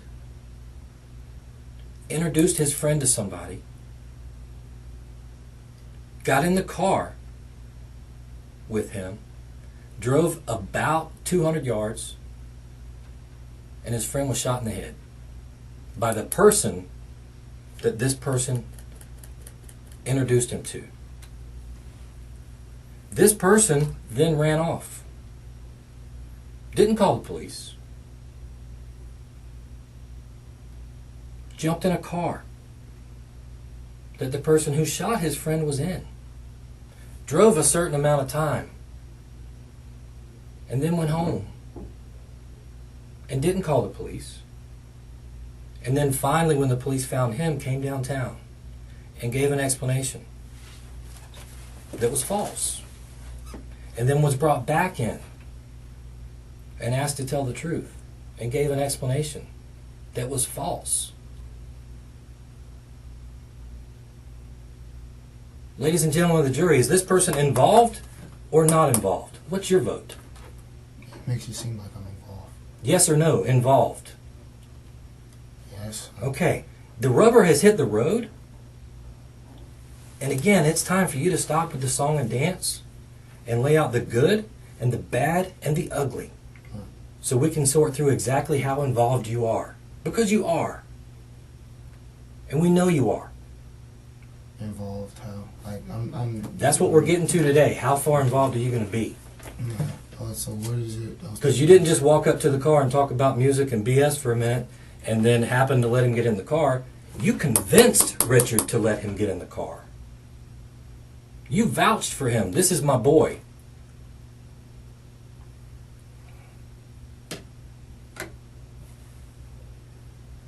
And less than a minute later, he's dead.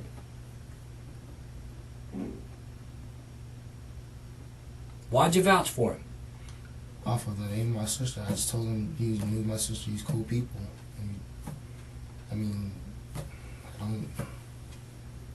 You talked Richard into letting him in the car. A minute later, he's dead. Okay? Yeah. Now keep yourself in this jury spot and listening as somebody on a jury, okay?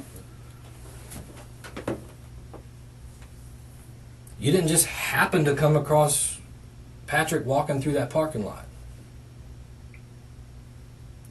We're talking jury-wise right now. I'm talking to you right now, but you can picture yourself as a jury. You can answer the question. We didn't just happen to stumble across Richard walking through that parking lot. Patrick. I'm sorry, Patrick. We did. We did. Patrick, now that's going to turn into you guys saying he was with us before, which definitely was not the truth at all. Patrick was never with us before. You sure? I'm positive. Because again, when I follow up a question with "Are you sure?" it's because I have information to suggest powerfully otherwise. I am very much positive. Patrick was not in that car with us before. I didn't know of Patrick. I didn't know who Patrick was until afterwards. And then after I had to talk deeper into my sister, and she was telling me more about him. You'd never met him a day before in your life. Never, ever, I ever. didn't know this guy. And he wasn't in the car when we were riding around with Ashanti during the day. No, he wasn't. He wasn't. We had talks. You can ask his mother. I told her that, she said she was looking for a lawnmower if I knew where a lawnmower was. And I was like, well, my grandmother has one. I usually go and cut her grass. And she was like, oh, well, I'll do it. And I was like, hey, tell your mom, if she pays me a little bit, I'll go ahead and do it. And she has a big grass, so I knew it was going to be, a good amount of money. And that's when I called. You guys, I know you guys checked my phone. You seen I called my grandmother, and she didn't answer. She wasn't home, so therefore we couldn't get the lawnmower. But yeah, he definitely was not with us. None that day at all, period. Or any time before that. I haven't met Richard. I haven't met Patrick. I didn't know Patrick. And that's true. And yes, that's the story I'm going to stick with. Okay. Because again, I wasn't in the car. Yeah, so, I mean... And Detective Hopley wasn't in the car. None of us were in the car. We can only go by what people that were in the car are saying. Right. But he definitely wasn't with us before. If that's what you're going to go with. That is most likely what I'm Okay. going with. So, your contention, your explanation is you and Ashanti are in the car with her sister. Yeah. How long had you been in the car with Ashanti and her sister? It was like, as soon as we left our house, it was probably a good, I want to say it was maybe a good hour or two. Where'd you go? We were driving. Well, we were initially driving over to my grandma's house. I know that we were heading her direction. Where does your grandma live? She lives over in Sherwood area. Mm-hmm. So over there, Harborview. She lives over there, and she didn't answer her phone, so we made a U-turn and we were just right around the Dunn Avenue area. I wasn't gonna go home then because I'm usually around with Ashanti 25E. Like she's usually my ride or die. Okay. So she picks you up at about what time? It was afternoon time. I don't know specific. It was afternoon. Okay. And headed over towards your grandma's to try to get a lawnmower. She wasn't there. She wasn't there. So you just rode around. And we were riding around just trying to find something to do. Riding around calling Richard. Yeah, me and Richard were talking back and forth. I still calling and trying to get in contact with Richard. Okay. And then made plans to meet Richard at CC's. Yeah, he called me back. Okay. And said, I'll meet you at CC's. And he said, come meet me. Where were you roughly? I'm not asking exactly, but Well, where were you? Not there. I was initially about to go home. Okay. I was going to go home, and that's when he was calling me, and we were actually coming. I want to say we were coming from passing by like 7-Eleven and Gate, like the down by Dunn and 295. Okay. We were going there, and that's when I got the call, and we hit a U-turn. I told, okay, well, we're coming. Okay. And who's in the car then? It was me, and her sister and Ashanti. Okay. So you turn around and head back to CC's? Head back to CC's. No, not back. Head to CC's. Or head to CC's. And what part of the parking lot did you pull into? Over there by where T-Mobile and Little Caesars were. Okay. and driving over to CC's. And where did you happen to see Patrick? It was right there where I told you where, you know where Checkers had, where it was used to be has, where Checkers has and Starbucks is. It's over there in that area. Okay. And stopped and talked to him for a minute? Yeah, he stopped, yeah. And what was that conversation? It was, I don't know the conversation, but I know I heard he was looking for drugs because my sister looked back and was like, do you know if Richard still has, you know, any drugs? And I was like, I don't know, but you can always go see. Okay. And so that's when she let me in the car. She let Patrick in the car, we rode over there. And that's when I got in the car, you know, that stuff was going on, and I told him about Patrick, and he let Patrick in and told him he didn't have it on him. He didn't have no drugs on him. Okay. So he had to go across the street, and that's when everything happened. So did you and Patrick walk up to Richard's car together, or did you go first and then bring him up? Patrick, yeah, I was there first. Patrick didn't get out the car as soon as I got out. Any reason that other people would tell me different? I don't know why, but no, he got out. He got out probably a minute or two after me when I was already in the car. We was like, it was a car that was between Richard's car and Ashanti's car. Okay. And that's when, you know, I got in the car and was going through the music stuff, and that's when I mentioned Patrick to Richard. And he was asking me who the dude was, and I was like, you know, well, he's a good, you know, he's a good dude. He knows my sister and all. They used to, she says she knows him from a while back, so he's just looking for some. I guess he's just looking for some drugs. How much were we trying to buy? I'm not sure. He also asked me that too, and I told him I didn't know because Okay. he didn't have. That's not the conversation that me and him had. He had that conversation with the shots. She just told me that Richard still sell, and I was like, well, I don't know, but we can always go see. So Ashanti knows Richard as well? Yeah, Ashanti knows Richard. We all went to the same school. Okay. First Coast. So you walk up to Richard's car. Yeah. Did you get in right away? Yeah, right away. I spoke with someone, unlocked the door, and that's when I was going in there talking. And that's when you talked about music for a minute, and then then Richard that's came when, over? Yeah, that's I'm when sorry, Patrick came over? That's when, yeah, he was telling Patrick to come over, and I got halfway out the car and signaled them to come over. When you say them? Not them, him. Sorry. Okay. Yeah. So why would I be told and have a pretty strong feeling that you and Patrick walked up to the car together, and Richard even questioned you, who is this that you're showing up with? And you said, oh, it's my boy, he's cool, he ain't gonna hurt you, it's my boy, he's cool. Yeah, well, he's seen them. Yeah, I'm sorry. If I missed this part, I'm sorry. When I was initially getting out the car, Patrick was getting out the car. But you know, me knowing how Richard is, I told him don't come yet. And I didn't know that he'd seen him. But afterwards, yeah, I told him, he's cool. People, somebody my sister knows, and blase. And that's when when I was walking over there, I had to mention, after doing the music, mention the things about him wanting some weed. And that's when the conversation with them proceeded. Okay, so he got out of the car a little bit, but didn't walk all the way over. No, he got out of the car and was about to walk over, but I didn't. But you walked up to Richard's car by yourself. Yeah. Why would I be told otherwise? I don't know, but he didn't walk up to the car with me when I was up with Richard's car, because I got in right after, and he wasn't in the car when I got in the car. He didn't get in the car right after when I got in the car. So we're off on that timing, but you did vouch for him. Yeah. You did say Yeah. this is my boy. He wants to buy some weed. Can you help him out?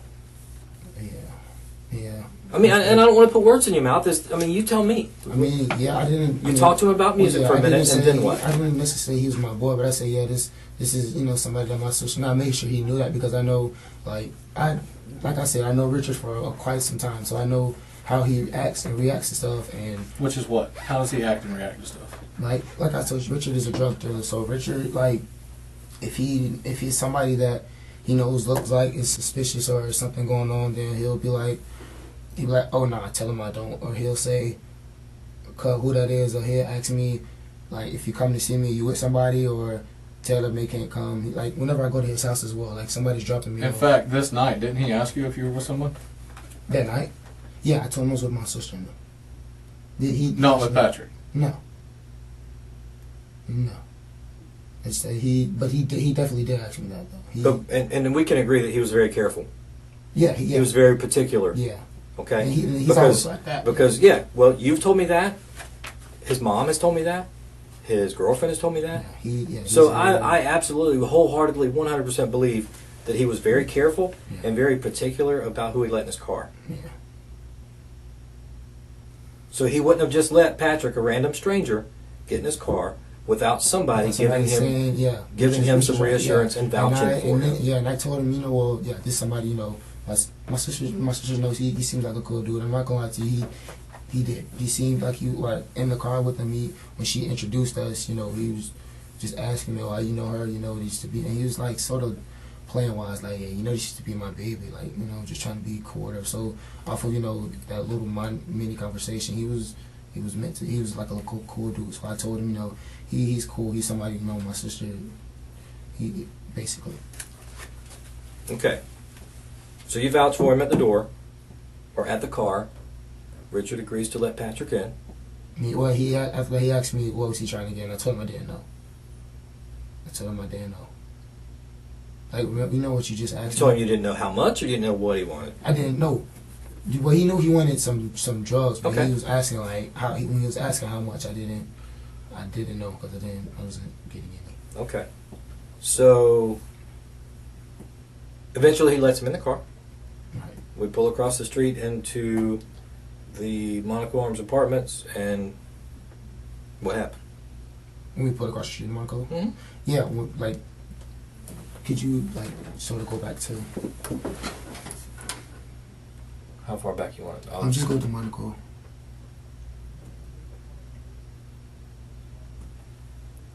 Oh, too far.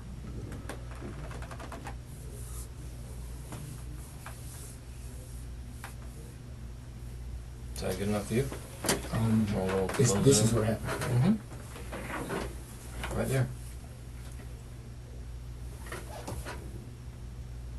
No, I thought you said it was the other street. No, yeah, it was right here. It was like soon as we got to where these trees are, and I remember because we were by some trees when it happened. It's like soon as where we got right here into closer in the neighborhood, that's when he pulled out his gun and was going to rob us and stuff. And the car was still in the motion when he opened fire, and it was still moving. We got to these are the houses that I went to go knock on doors and stuff at. So about time he had to shoot him right here, and hadn't got out the car because we were still we're moving slow. But as we were moving, I had time to stop, just put his foot on the brake and put the car apart. So that's how far we got into whatever was going on. But in the process of it, I was talking to him about music, and I even had the YouTube instrumental on my phone. And you said, what about your wallet? I didn't have my wallet. I threw my wallet. My wallet was gone. Threw it where? I threw it toward him because he was robbing us. Did he pick it up? I'm not sure. I was like I told you guys before, when he had the gun out on. Well, I mean, like we've told you before, you told us a lot before that has not been accurate. So don't preface it with I told you before, because that puts me on alert. I mean, okay. Again, there's one version of the truth, and that's the truth. Well, I threw my wallet his direction and kept my head like this, and was sort of in screaming, talking, and that's when within 2 to 3 seconds the shot fired, and I was in shock for a good 5 seconds because the shot was fired. I didn't know who was fired at, what was going on, but the gun was out and the shot was fired in the car. And by the time I looked up, Richard was on the window, and that's when I looked over to the side. The door was open, and I stopped the car. When I seen the door open, the car was still moving, and I stopped the car and put his foot on the brake, and that's when started, emotion started getting to me. We both started crying. His girlfriend was asking me, she was asking me, did you see where he go? Do you know where? Do you know if my boyfriend's dead? Is he dead? Where did you see where the boy go? She was asking me all that, and I was like, no. Did he pick your wallet up? I don't know. I wasn't worried about the wallet after that because Did you ask him when you got back in the car with him if he had your wallet? No, I had forgot about the wallet after that. The wallet wasn't even on my mind. Okay. So you don't know where it ended up. No, I know I had to get a new wallet, a new ID, a new card. I'm still having to go through now. But I asked I tried to ask my mom, would it be okay if you take me over there to, you know, try and get, like, see if we can go over there to get it, but she doesn't even want me over there in that area anymore. And you're 100% certain, That's what happened. 100% certain that Patrick got in the car when you say so over by Starbucks.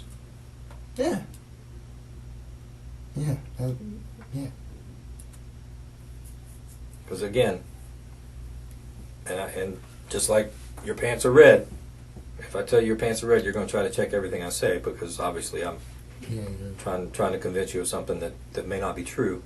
And the reason I keep coming back to stuff and asking to clarify is have it on good accord that that's not 100% accurate. I don't know what else you want me to say. I'm sorry, it's not. I don't know what else you want me to say. I know he didn't get in the car with. He wasn't in the car with us before, and we met him in the plaza. It may have been that specific spot, but he got in that car with us when we were in the plaza. That's where we met him at. He never was with us that whole entire day until that time in the plaza. Do you know if he had been with Ashanti anymore that day? I don't. But you were with Ashanti since I did, yeah, but I didn't know she wasn't with him when she first came to my house. She wasn't with him. Which was around noon. Yeah, she wasn't with him. She never even mentioned the name Patrick to me before. Like, the only other person that I know that's a guy that she dates, his name was Samaj, and that was when we were in middle school. Okay. That's the only guy that I know if she even talked about or even talked to. So you, Ashanti, and Ashanti's sister rode around in Ashanti's car from noon until meeting up with Richard. Yeah. And then Never saw Patrick. No. Never just hung out there on Dunn Avenue. Never talked to Patrick. Never seen Patrick. Never even heard of Patrick. Until just randomly coming upon him. And that's when, I don't know if they talked, but from speaking of me, I've never seen Patrick until that time when she introduced us. And that's when I was like, okay, well, you know, I was going off the face of my sister. She's cool people. If she, she said she used to talk, she'd hang out with him, they were talking. I was thinking he'd be cool as well. He's just as cool as she is. She'd be fine. So it was basically just my thinking.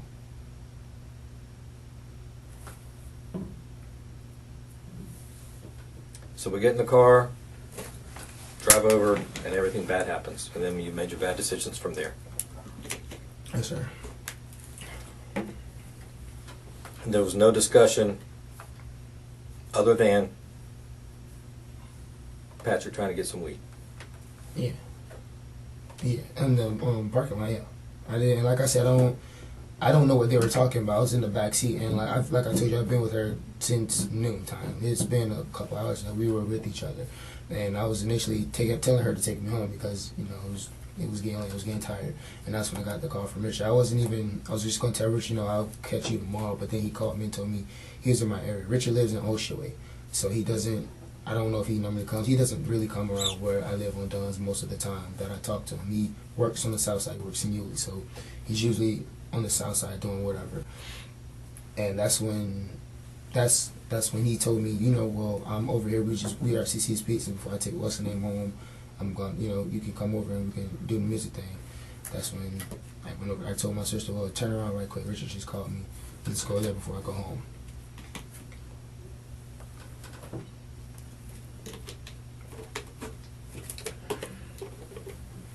And that's where you're going to try to leave it today? Yes, sir. I'm telling you guys what I know. I'm telling you guys what I know. I'm telling you guys what I remember. I'm not covering nothing if that's what you guys are thinking. I'm not trying to save my own ass, excuse me, because there's nothing. I'm not a part of nothing. I don't have any. Whatever you guys are thinking, I've already been trying to see what could you guys possibly.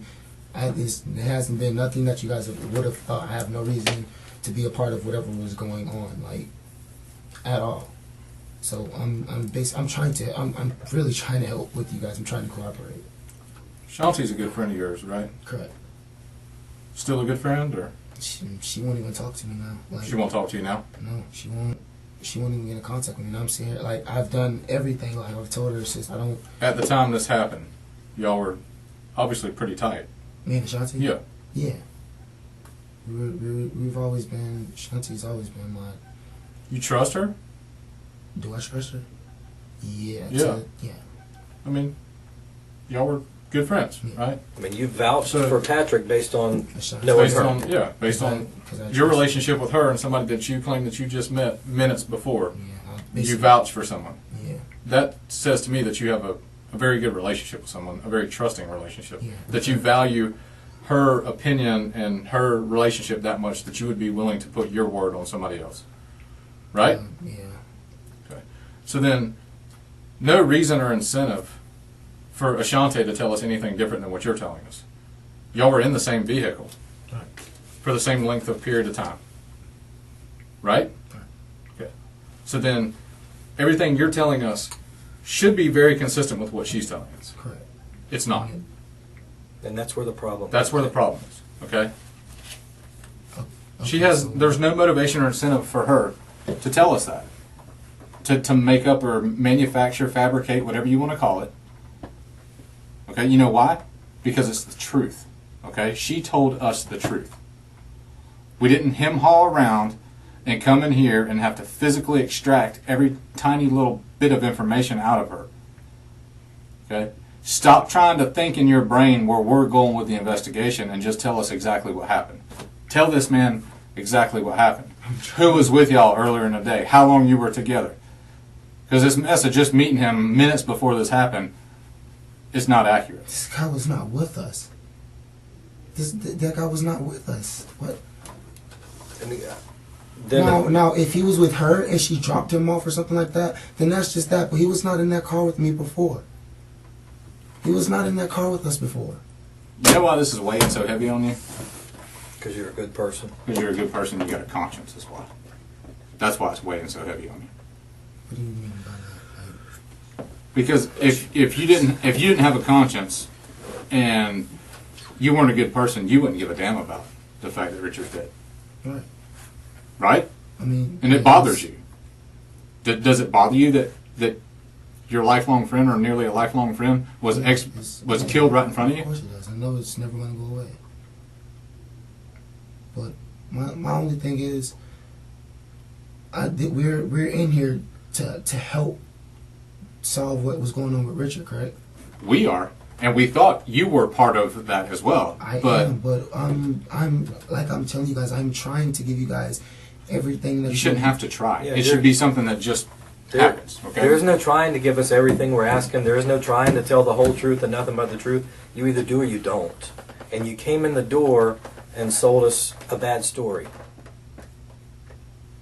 Okay, well, he was not with us before. You don't have to be there. I know you probably won't. This guy was not with us in the car. Now, like I told you guys, if he was with her before she came and got us, then that's a different story. But when I was with her and her sister, they were not. He was not nowhere in that car. He was nowhere in that car. And you can't think of any reason that she would lie. No, and that really pisses me off. Like, I don't know why, but that's she was nowhere in that car with us at all.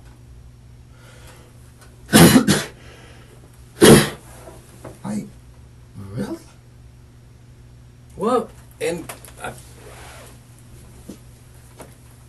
even if you take out that we talked to you that night and didn't get a true version, we came back a couple of days later and didn't get a true version, and we came in here today and didn't get a true version. If you leave all that over here and don't even put that in the mix, completely forget that ever happened. It's hard for a logical person to look at this situation and accept and wrap their mind around you, Ashanti, and Ashanti's sister in the car. You've been feverishly trying to get in touch with Richard all day. Yeah. You finally are on your way to get there, and lo and behold, you stumble across Patrick, randomly, I mean, who that's- listen, yeah. who coincidentally wants to buy some weed, who coincidentally you're able to say, Richard sells weed. I'm already going to see Richard anyway. We can take care of two birds with one stone. And then you drive around, you vouch for him pretty hard because we've all agreed he was pretty particular about who he let in his car. And a minute later he's dead. That's a lot of coincidences. I mean, not people see people that they don't know everywhere all the time. All the time, to be honest with you. So I don't see how it's just a coincidence that he was just in the plaza. They see people that they don't know all the time, but they don't allow that person to get in the car, take them to meet up with a friend, vouch for them, and then that friend is dead a minute later. That's where it gets kind of weird. I mean, like I told you, it was off of the strength of Ashanti. I didn't know the guy. I don't know him, but like I said, me and Ashanti have been friends since we were jitterbugs, since we first started middle school. Okay. So of course, I mean, she's been the only person that I've known for the long time that's had my back and been like that for the longest. Yeah, and she's telling me, I know she would never put me in no kind of danger or no situation as if she knows that somebody is a bad guy. And I've always trusted her like that. So of course, I mean, yeah, in my head at the time I was thinking, oh well, I mean, he can't be no bad guy. If she introducing me to him, she's letting us, and then especially if she let him in the car, like that didn't seem like nothing suspicious to me. I mean, somebody that she dated, I mean, and she doesn't date like that, to be honest with you, at all. So it didn't seem suspicious to me. And then you vouch for him. And about a minute later, Richard's dead. Right, and then you get back in the car with him. And drive, by your version, almost a mile. By other versions, considerably different. That's not true. That's not true at all. That's not true. You never try to call the police. And the reason of that, I mean, I didn't call because I was having people, so I was running to get help, and you were running to get away. No, you did ask I was somebody to call. I was running to get away from the situation after the fact that and I wasn't running to get away right off the top. Like, no, I was not. I was headed towards the JSO. I was going straight that way. I can tell you straight off without even lying that I was definitely going. I wasn't trying to get away right off the bat. As if you ran in that direction. You did run in the direction of the stop station. And then that's when the police was already there. I mean, it was in the police's hands. I thought everything would be handled. Like, this is not something I go through every day.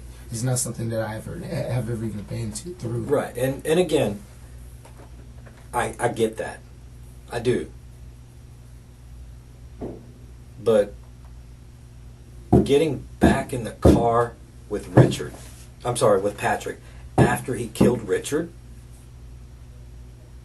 It's a dumbass move. No, that's not a dumbass move.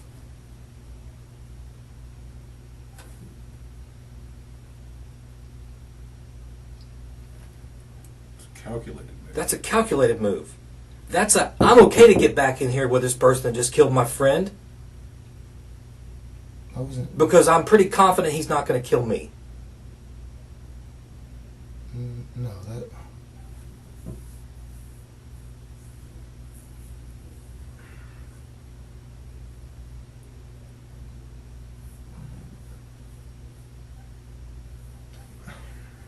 I don't know. This is not something I just know to think about after.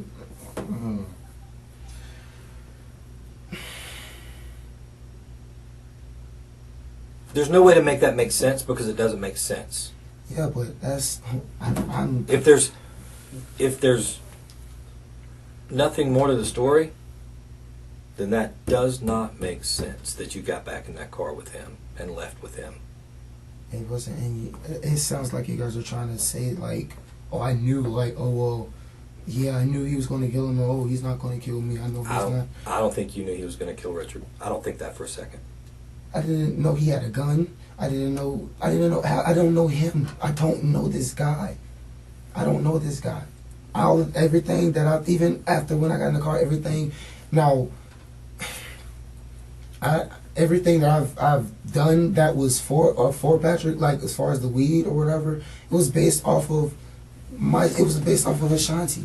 I don't know what Ashanti does. So if Ashanti is cool with him and it's okay with whatever's going on, then if she's, I know I'm in safe hands, or at least that's what I thought. Like that's all I can tell you guys. I fucked up. I made a mistake, but I don't have the right answers to everything. Getting your friend killed is a lot bigger than a mistake. Wait, well, you said getting my friend killed? Yeah, that's your friend, right? Not ours. I didn't get him killed. Well, yeah, you did. When you broker a drug deal. Whether you meant for him to get killed or not, you brought Patrick to the party. You vouched for Patrick.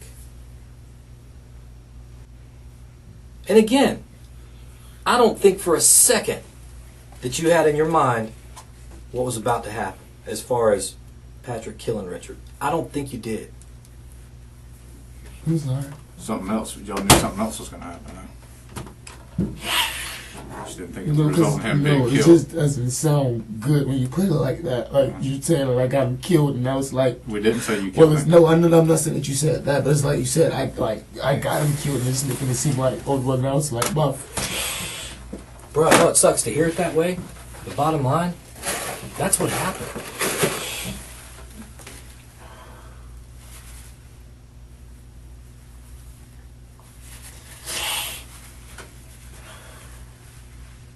And again, I don't think for a second that you thought you were going to pull across that street and a gun was going to come out and he was going to kill him. I don't think so.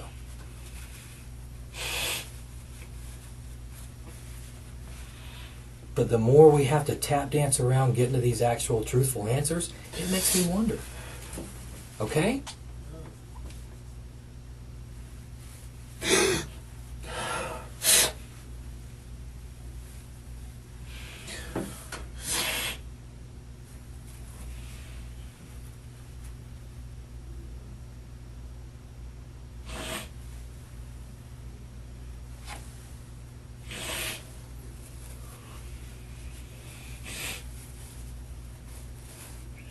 Once he got in the car, what dialogue took place about the drugs? When he got in the car with him. How many times did he get in the car?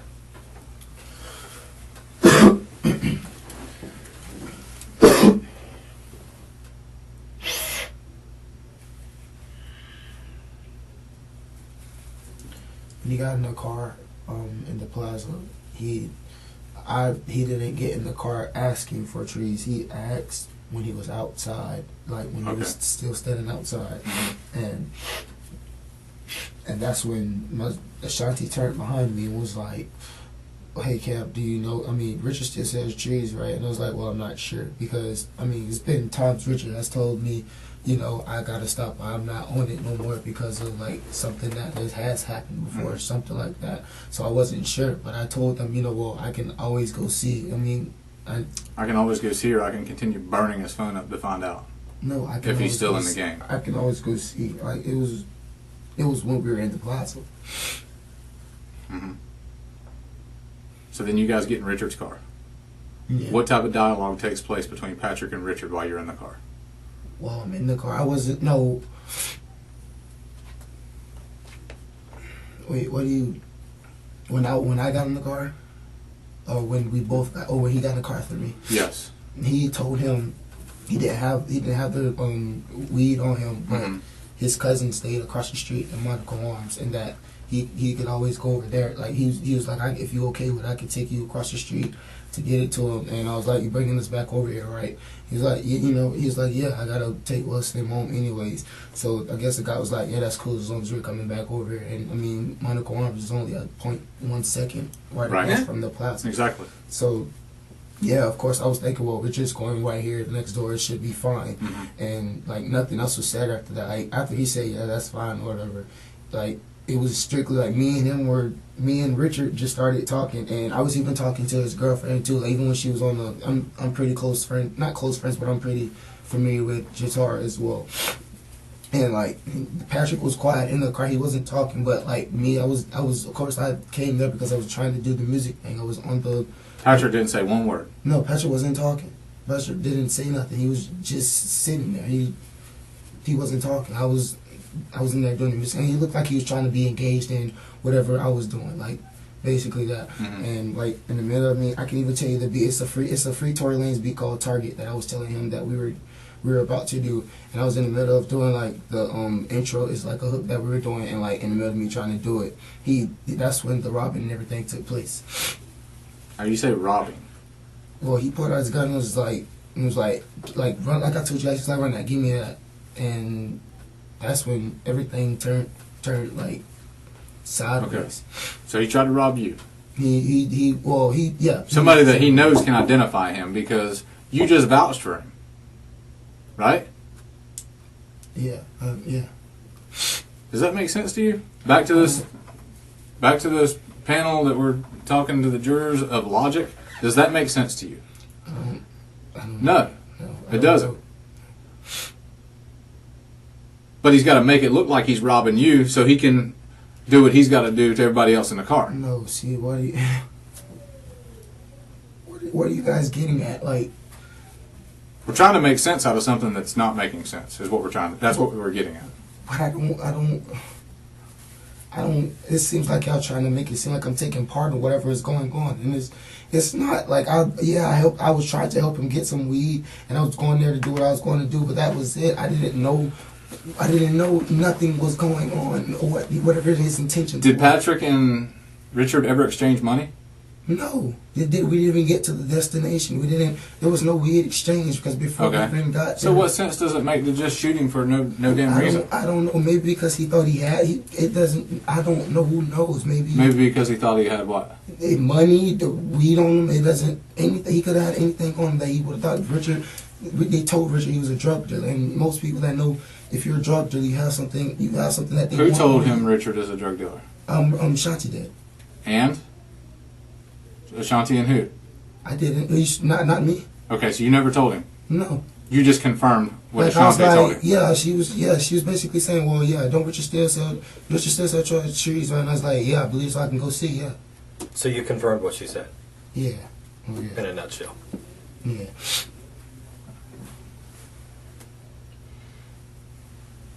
So you facilitated the robbery knowing that he was going to get hit for his money, but you didn't think he was going to lose his life. No, I didn't know. No. I didn't know there was going to be a robbery going on. I didn't know. What do you mean? Cameron. Again, look at it logically. No. I did not know that he was. Why would I know that he was? Richard, if I would have known that, I wouldn't have let that happen. Are you serious? I don't know. You got back in a car with a guy that just killed your friend and rode several miles. Yeah, well, it was stupid. Yeah, I understand that, but are you? I'm sorry, you guys. I'm sorry. I'm not trying to. I'm sorry. I did not know there was going to be any robbery, anything like that going on. No gun, nothing like that. So please don't. Let's not take it there. That is not what that was at all. Hell no. I'm sorry, you guys, but no, that was not where it was implanted. There was no robbery. I didn't know nothing about nobody being robbed or anything like that. I just, so like you said, I told her, I vouched saying that, yeah, he's a drug dealer, but no, I didn't. I wasn't saying, oh, well, yeah, he's a drug dealer. So why does he just shoot Richard then? I don't know. Richard was the only one he knew that was a drug dealer. I don't read this. I can't read this man's mind. But you got two other people in the car that can identify him. Right. What sense does that make? So why did he kill us him? both? Exactly. Well, I don't know. He didn't. I don't know if he knew her. He does. I didn't know. I don't know. That's all I can tell. I don't know. All he knows is he doesn't know if I'm a drug dealer or not. All he knows is, well, yeah, we told him Richard was a drug dealer. Richard has access to trees, and that's all that was. I don't know why. And if, like you said, if he knew it was two other witnesses, or even if I did have something to do with it, why wouldn't he take Jatar out too as well, or why wouldn't he take his girlfriend out as well if he knew that he had two people that could identify him? Maybe he's got mercy on the female. and doesn't, and Well, if that's she the- never turned well- around and looked at him. Well, if that's the case, well, he would have mercy on me, being that he knows that me and Ashanti are close. Like, why wouldn't he have the same mercy on me that he would have on her? Like, doesn't just because she's a female can identify somebody just how I can. One of two reasons.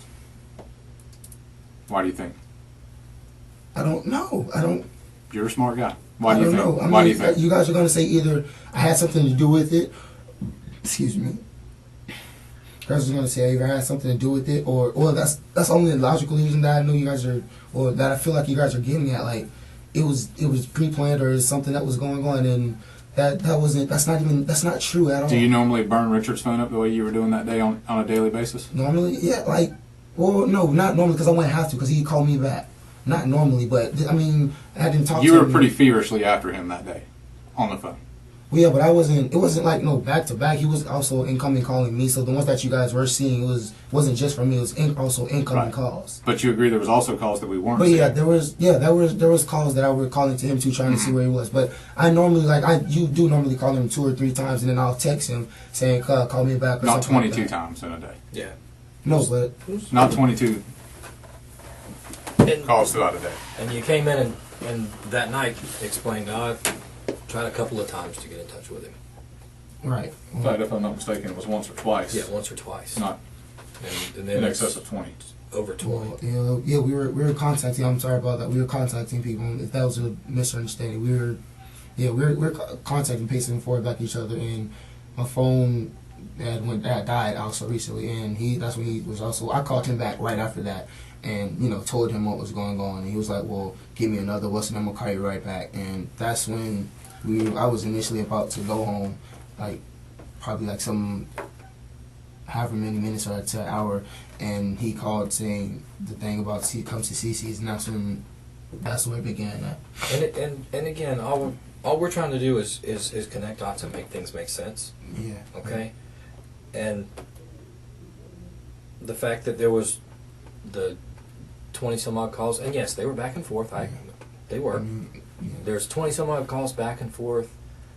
Finally, a meeting is arranged at CC's, and then you happen across Patrick, and then you convince Richard to let Patrick get in the car, and then we drive across the street. A minute later, Richard's dead, and then you and Patrick both, at different times, run out of the complex and end up back in the same car.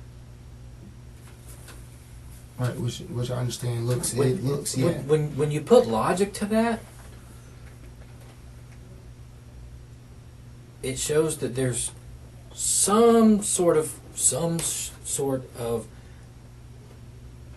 connection, some sort of this was not happenstance. This was That somebody knew that there was about to be a robbery in that car. Definitely, Patrick knew that there was about to be a robbery. right. And again, you just vouch for him. He knows absolutely that you can pinpoint who he is through Ashanti. Well, can I ask you guys a question? Me and Ashanti are very close, but have you guys ever thought about maybe she's trying to protect him, being that either she wants him out or whatever is going on?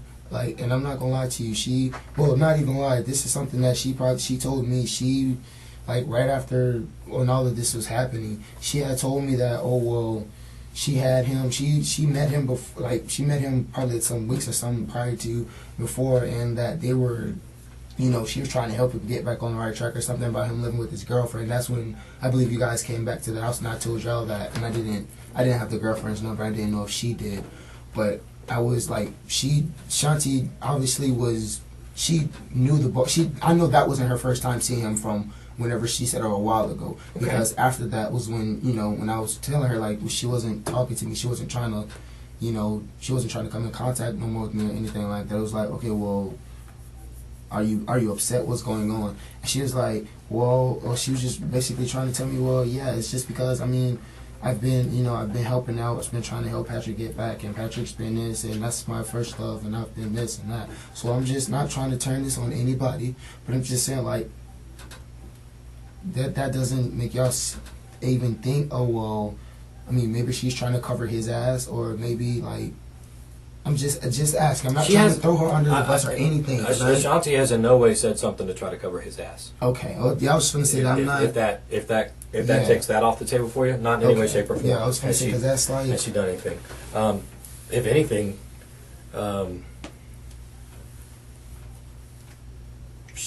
Probably done some things to confirm. yeah, she's more done. She's information done more to and maybe confirm strengthen the stuff case. that we already knew that was there that she has reluctantly told us. Yeah. And put herself in this as much as anybody else. Okay? Right. Because not only did you're involved because you introduced Patrick to Richard, convinced Richard to let so you brought him to the party. Yeah. Well, she introduced him to you, and both of you were facilitating trying to get him some weed. So both of you are in the same boat as far as that goes. All right. So no, that don't think she's trying to. If she was sitting back saying it was all Cameron, then there might be an issue. She's not doing that. Okay. And to be honest, you guys, I really want to say the only reason why I think I probably wasn't afraid to get back into the car after seeing that Richard was up there that Patrick was in there was probably because, I mean. It was somebody that she knows, that she said she knew. I mean, yeah, even after he murdered my friend, I didn't think I was in any other danger. Now, if that, I don't know if that helps, but that's just another reason why I just say it sounds crazy. It doesn't make sense, but it's not that I was comfortable with it, but I didn't feel like anything would happen if I would have got if in her car, because I mean that's somebody she knows that she's been close with longer than just being me. So I didn't. I mean, if we're in her car and something is if anything was to happen, it wouldn't happen the way it happened with Richard, because I mean she knows him. So I mean it wasn't. That's not helping me much, but I understand what you're saying. It, But go back for a minute to. We're inside the apartments, and Patrick has just shot Richard. You got the car stopped. You end up outside the car, and you run around. You saw some people over at the apartments, and you talked to them and tried to get some help. When you went back to the car, and notice I didn't ask you if you went back to the car. I didn't say, did you go back to the car? I said, when you went back to the car. You're an intelligent person, right? all right. So that means that at least implies that I know what? You're right. That you went back to the car. So when you went back to the car, what did you do?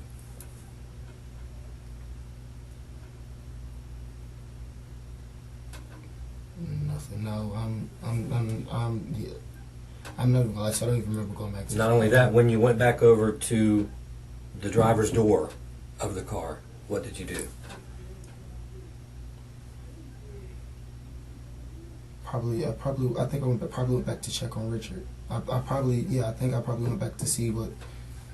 Yeah, that I can't remember. I don't even know if I went back to the car. And what I remember was when I was knocking on the doors, and I seen Jatara, and I was going to the JSO. I was telling her I need to give me my phone. I need my phone. I was going across to the JSO. I was going to head there. Right, but first you went back over to the car. Yeah, I I don't remember that, but if I did and I was on the driver's side, it was probably because it was probably because I needed to see if Richard, the same thing before. I need to see if Richard's okay. Do you remember if you opened the door? I opened the door the first time. Okay. Did you remove anything from the car? No, I didn't have anything. You didn't take anything away from the car? No. And if I did go over there, like I said, I don't remember, but if I did go over there, it was to check on Richard. But no, it wasn't. I didn't get anything. I wasn't reaching for nothing. I have nothing to get. The girl had my phone. That's the only thing that I knew that belonged to me. And then just ran out of the complex, got back in the car with Ashanti and her sister and Patrick. Yeah. And there's no conversation from where you got in the car until the time you got out? Not with Patrick. I was strictly talking to Ashanti because I mean. What did you say to Ashanti? I was telling her I need why is he here? This can't be he just shot Richard, bro. He just shot Richard. he got to get out because this something's gonna happen. We're gonna get in trouble. Like either he needs to get out or I'm leaving. Like we're gonna get in trouble riding with this guy. Like why I know you heard the gunshots. I'm pretty sure he told you what happened. Like I'm pretty sure you seen him panicking or whatever. I'm pretty sure he was doing when he got in the car, or if he was out of breath, whatever was going on. I know you knew that something was happening. So to save, if not our ass, to save my ass, either he needs to get out of the car now or I need to get out. And it was like she was okay, Karen. Well, you need to okay, and I was like, I can't hear that. And like I said, I was emotional, crying because there was stuff going on. I wasn't feeling well. It wasn't good at all. But that was what the conversation was. Did Patrick ever say anything? He was talking, but I wasn't contacting with him. I'm not that stupid. But you're in the same car. Yeah. It's a small car. We can agree with that, right? Yeah. And you saying you can't hear what he was saying? No. Like I knew he knew what he was doing, and I'm like I told you, I'm in there crying. I don't. This is something I'm not. So whatever they were saying, and I'm not gonna lie to you, I don't remember whatever he's saying. I know I can't tell you he was talking. That I will admit he was talking. He was saying something. It wasn't directed to me, but he was talking, and it was to Ashanti. I don't remember, but they were talking, and I'm sorry. You're fine. I was I was like, no, I can't do this. In the middle of me crying, I can't. Like he has to go, or we have to go, and it's not.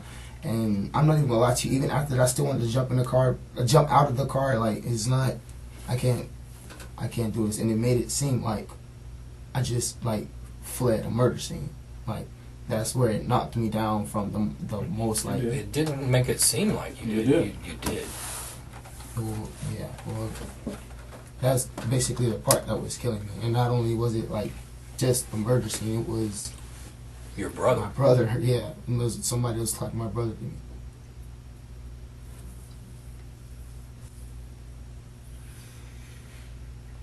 Which again is what brings us back to. And sometimes things don't make sense just because they don't make sense. But nothing about this being a random run into Patrick. Weed gets mentioned. He gets vouched for, he gets in the car, and he gets shot less than a minute later. Yeah, well, I'm not trying to cover my ass, but there's been times, and even when I'm at my college now, there's random people that I've run into that ask, oh, I can get some trees from, or if I could this, and there's sometimes people that I know people that go to the same college that I'm at now, and they're same way. Oh, do you know? And it happens pretty regularly. Yeah, and I'll give you that's that. what I'm saying. Like that's how many times has somebody gotten killed less than a minute later? But that's the part. Yeah. Connected with how many times were you blowing the dead person's phone up all day before they got killed? After you brought somebody to buy some weed. I mean, yeah, it looks bad, but that's not. I mean, you can't possibly try and connect that. I mean, just because I was blowing them up, like. How I was. I mean, yeah, sometimes, it gets like that when I have either good music or when I'm trying to find out. Like, I'm not gonna lie to you, just now, like, our last time when we were actually performing, and Richard was supposed to come get me, or he was supposed to come get me, and I couldn't get out the house the time. He was either blowing me up, and there's certain stuff that just plays into it that he'll blow me up, or I'll blow him up, but it's not like a blow up that happened that day. It's not like 22 times. It'd be like, probably a good 4 times, and then he'll text me and then wait probably another 3 minutes, and then he'll text, like, not text, but he'll call again, and it's like, it's certain stuff like that. So, yeah, okay. It's not like I don't want y'all to sit here and try and say that, oh, well, the fact that you guys were blowing each other up before is like connecting to, oh, well, whatever, if this is happening because you guys were blowing each other up, so it had something to do with it. Like, that's not. No, not just that. The totality, the big picture of everything, okay? Listen to what I'm saying instead of what you're saying. You start out with the 22 calls back and forth, however many, a bunch. I don't remember if it was 22, back and forth. You're in the car with Ashanti, headed home, and then make a time to meet at CC's, turn around and go back. Well, the call was unexpected. randomly run into Patrick, who you don't know, who you've never met, and then he mentions wanting some weed, and you pull over, and you walk over to Richard's car, according to you by yourself, according to other people you walked up together. I'm not. I mean, he got out of the car Okay. at the time I and, did. and, but and again, I'm not hung up on that. I'm just saying it's another version that doesn't match what you've said. And you came in here and told me my pants were red, basically, earlier. So it's hard for me to. I'm trusting but verifying. I'm trying to put trust in what you're saying, but it's hard because you've lied repeatedly. right. So whether you walked up together, whether you walked up, we agree that someone who is very particular and very careful about who he lets in his car was persuaded to let somebody in his car. By who? Me. Okay. We drive less than a minute later. That person who you vouched for pulled a gun and shot your friend, your brother. According to you, when he pulled the gun, he said, "Let me run this," and you thought it was a robbery, so you tossed your wallet. Okay? And then he jumps out, you jump out, you try to get some help, you run off, and you end up in the same car with him. It looks, yeah. From you guys' side, it does look, yeah. And then when we, after talking to the girlfriend and making a bunch of steps and making our way out, we finally get to talk to you and you come down here, and none of that gets mentioned. And then I come back a couple of days later and specifically ask you, was he in the car? And I get lied to. And then you come in here today and I say, okay, and we explain the importance of the good, the bad, the ugly, the whole truth. Your attorney explains the importance of the good, the bad, the ugly, the whole truth. And you sit here and you tell me my pants are red. That is the reason we have so much trouble with the fact that the phone was blown up, with the fact that you stumbled across Patrick, with the fact that you vouched for Patrick, with the fact that he got in the car and then a minute later he was dead, and then you come in here and spun this great big story that makes no sense because you made it up, parts of it. That's where the problem is. And again, looking at it logically and removing yourself from the person being looked at, if you're looking at it from the outside in, you're not believing it either. There's a reason for that. Again, we want justice for Richard and Richard's family, his blood family. You're involved in this whether you want to be or not. You brought the killer to the party. You vouched for the killer. You can not want to feel that. You can not want to accept that all you want. That's the cold hard truth. And it sucks. I wouldn't want to have that on me. But it's on you. And the only way you're going to help this shit that's eating at you day after day after day, and to start to get out from under some of this, is to tell the whole truth. The good, the bad, the ugly about what happened, and make this story make some kind of sense. And the only way you're going to do that is to tell the whole truth. And the whole truth is who decided to rob Richard. Right. So who was it? It was Patrick, but I'm sorry. I'm not saying I'm a little claustrophobic. Just a little bit. Yeah, just a little bit. I didn't mention it because I didn't want to. Even though he is dead, I didn't want to get Richard's family, nobody in trouble. I also mentioned to them that Richard was strapped. Richard always stays strapped with his gun. Okay. So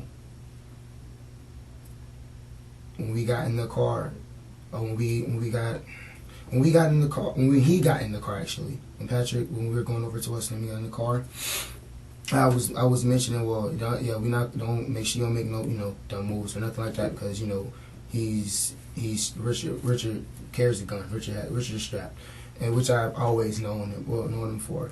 And he was asking me, well, I'm sorry, you guys. Excuse me. He was asking me what you mean strapped, like he as if he's like a real cold dead hard killer drug dealer.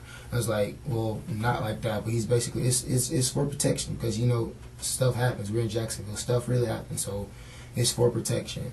And he was like, oh, okay, yeah, because I don't want to get into nothing like that, and all that, trying to make it seem like well, that's all he's looking for. So I mean, no, I didn't initiate. I didn't initiate, and I didn't plan to rob Richard because I would have never do nothing like that to Richard. Like, yeah, I set it up and it's on me, and I have to accept that. I understand that as much as it's gonna kill me, I'm just gonna have to get through it. But truthfully, it wasn't planned to be a robbery from me or Ashanti or her sister. Nobody else knew about that but Patrick. And he took Richard's gun. Okay, what did he do with it? He took Richard's. Now I don't know, but I know he took Richard's gun. When I looked, when I was in the little position like this, and I was able to peek out, he reached up and grabbed Richard's gun and hopped out the car and ran. So I know he took Richard's gun. What kind of gun did Richard have? Richard's gun is black. So I'm not sure. I'm not familiar with guns, but I know it was a whole. You know a difference between a revolver and a semi-automatic? Yeah, revolver doesn't have a clip, I believe. Okay. Yeah. Like a cowboy gun has a cylinder, the bullets go in, and then a semi-automatic, the magazine comes in the bottom like ours. Yeah. What? Can I see yours right quick? I'm sorry. Oh, I'm not going to pull it out. Yeah, don't pull it out. Yeah, no, I'm sorry. It was smaller than you guys's, but it was like the same shape, same. Like a semi-automatic. Yeah. Okay. But it was like just a tad bit smaller. Okay. And I'm able to say because I've seen Richard's gun before.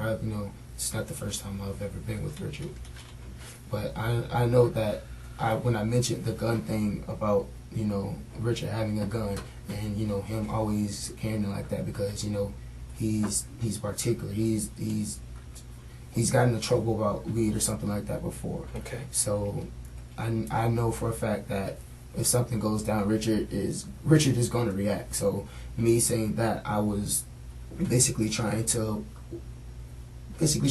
warn him, as if he just come to let me go and let me talk to him first before you listen to him because Richard stay strapped, he not this, and that's when he was asking me, like, hold on, what you mean, like he busting or something like that, he a cold dead killer or something. I was like, nah, but it's for like I drug dealers. I was just trying to talk to him basically as if stuff gonna be cool. It's just I'm gonna do what I gotta do. I'm gonna mention it to you, or I'm gonna mention you to him to see if he gonna help you out or whatever. And I thought that was gonna be it. I didn't have no clue that he was gonna think, oh, maybe I can rob this guy. I didn't even know this guy had a gun on him. He had a long white shirt on with, I think it was either jean shorts or jean pants, but I can remember what Patrick had on.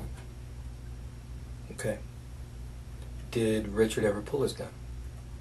Richard's gun was on his lap, but I don't know if he pulled it. But it happened fast. Like, it happened to the point where, like, if Richard he didn't have time to even, like, pick the gun up. He didn't have time to before Patrick had shot. Like, I know, like, as soon as it happened and I was ducking down, like, as soon as I was getting to the covering myself up, like, that's when I heard the shot and it scared me, but I was able to peek and seeing that he reached up and grabbed Richard's gun and, like, ran out the car. So you never saw Richard turn around and start waving the gun or anything? Richard wasn't able to, but when I walked up to the car before I got in, the gun was on Richard's lap. Okay. When you got back in the car with Ashanti and Patrick was in the car?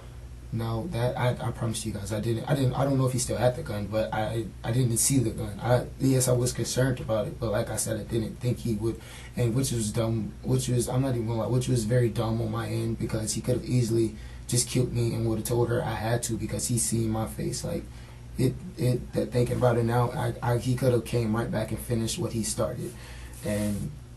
But you did not see a gun. No, in Ashanti's car. I didn't see anything. Okay. Where did Ashanti drop Patrick off?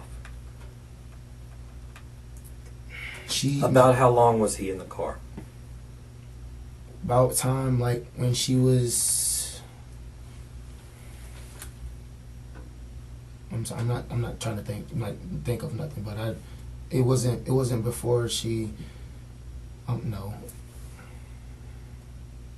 I'm sorry.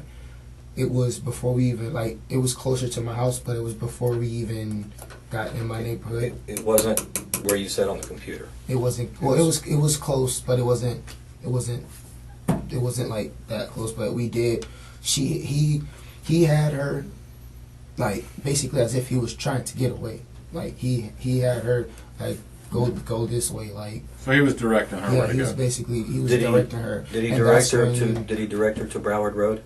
Do you remember being on Broward Road? I don't know. And I don't remember being on Broward. And I can tell you guys, I don't remember being on Broward Road. But I knew that while he was directing her, that's when I started to say, hey, I can't be doing this. If he need to get out right now, I need to, because I mean, first of all, it's dumb for her to take direction from somebody that she knows something just happened to. It was dumb enough. It was dumb for me to get in the car knowing he was in, or knowing that when I got in, he was in there. But it was very dumb of her to I don't know what was going on in her head, but. Do you remember being on Lim Turner Road with him in the car? No, by Kendall Court or Well, further up by the bridge, going towards the old Kmart. Past Roses. No, Past Roses. No, not at all. We didn't. I wasn't. And if that's where they were, then I'm not saying that I'm sure, but most likely after or whenever she did drop me off, she probably had him to come back, or she probably went back and got him, or however they got in touch. But I can tell you right now, we never even got as far as Broward or over there by the New Roses, because it took us literally probably 7 to 8 minutes to take me home after what was going on. Basically he was trying to dodge the lights. He was trying to get out of the clear, and that's when I was like, no, I can't. I'm not gonna. So you still don't remember exactly where it got out, but just that it was different than what you showed me on here. Why? Because that's the place that we were going, and that's where that's what I could remember. I'm cooperating, trying to get through this, but that's what I could remember. I knew that we were. Cameron, how many lies have we had to sit here and sort through? You understand and realize that we could have been done in probably 30 minutes or less. Yeah. Had you have just come in Not and 2.5 said, hours. this is what happened, okay? Correct. These are your words, not mine. I'm trying to cooperate with you guys. Okay? You keep saying that repeatedly over and over and over and over again. Okay? When Detective Edwards has to sit here and continually disprove the majority of information that you're telling him, does that make it look like you're trying to come down here and do the right thing? No, sir. Stop wasting time. Stop making things worse for yourself. And tell the man. Obviously, the stuff he's asking you, he already knows the answers to. Stop trying to outsmart him. Stop trying to figure out where he's going with the questioning, and just tell him the truth. Because I'm going to sit here and let you lie. I think I've shown you that. I'm going to sit here and let you lie. I'm going to take your lie, and then I'm going to come back to it a few minutes later, and we're going to talk about it again, and you're going to end up stumbling over yourself, and you're going to end up looking silly. You're not doing anything to help yourself. You're not good at this. You're not a good liar. You were raised right. Something bad happened, and you are trying your damnedest to make it worse and worse and worse. They dropped me off in my neighborhood first, before he even got anywhere. Before they went anywhere else, he dropped me off in my neighborhood. Who dropped you off? Shanti and Patrick was there. That's again not what we're being told. I promise you that is now that I'm that. If that's not the truth, then nothing else is the truth. They dropped me off in my neighborhood. I didn't want them to take me home. One, because I didn't want him to know where I live, and I didn't want to go home with, like I said, with the stuff that was going on with the blood and stuff on my hands. I didn't want to go in the house with getting in trouble with my mom, and then she's seeing that and freaking out even more. But they did take me and not only just that, if they're saying that that's not the truth, We can even go back. There's a guy at the same place that they dropped me off at. That he's one of the, I don't know if he's a president of the neighborhood or somebody like that. He has a camera that's pointing directly at the point of where we were. And if you guys need to go back, or if you're able to, you can always go back and check that out for yourself with him, if that would be okay. But I guarantee. That's on Apple Blossom? Yes, sir. I guarantee you that is exactly where they dropped me off at, was back in my neighborhood. Okay, so you got in the car on Monaco. Ashanti, her sister, you, Patrick. Right? Right. Ashanti's driving. Sister's front passenger. Patrick. Patrick's the front passenger. You're the rear driver's passenger seat, and her sister is behind you or next to you. Right.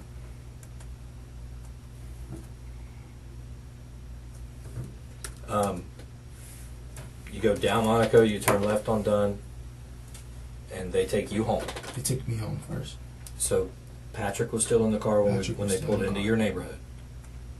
I'm sorry, guys. I'm very scared right now. I'm not trying to mess it up, and I understand that me trying to cover up some stuff is making it worse. I'm glad you understand that. I'm very, very scared right now. I mean, we couldn't have explained it more clearly very many more times, that you lying about different things really yeah. kind of points a finger at look at me, look at me, look at me. Is that your house where that little cursor's over? Yeah, I'm the first house, and we came. Where did they drop you off at?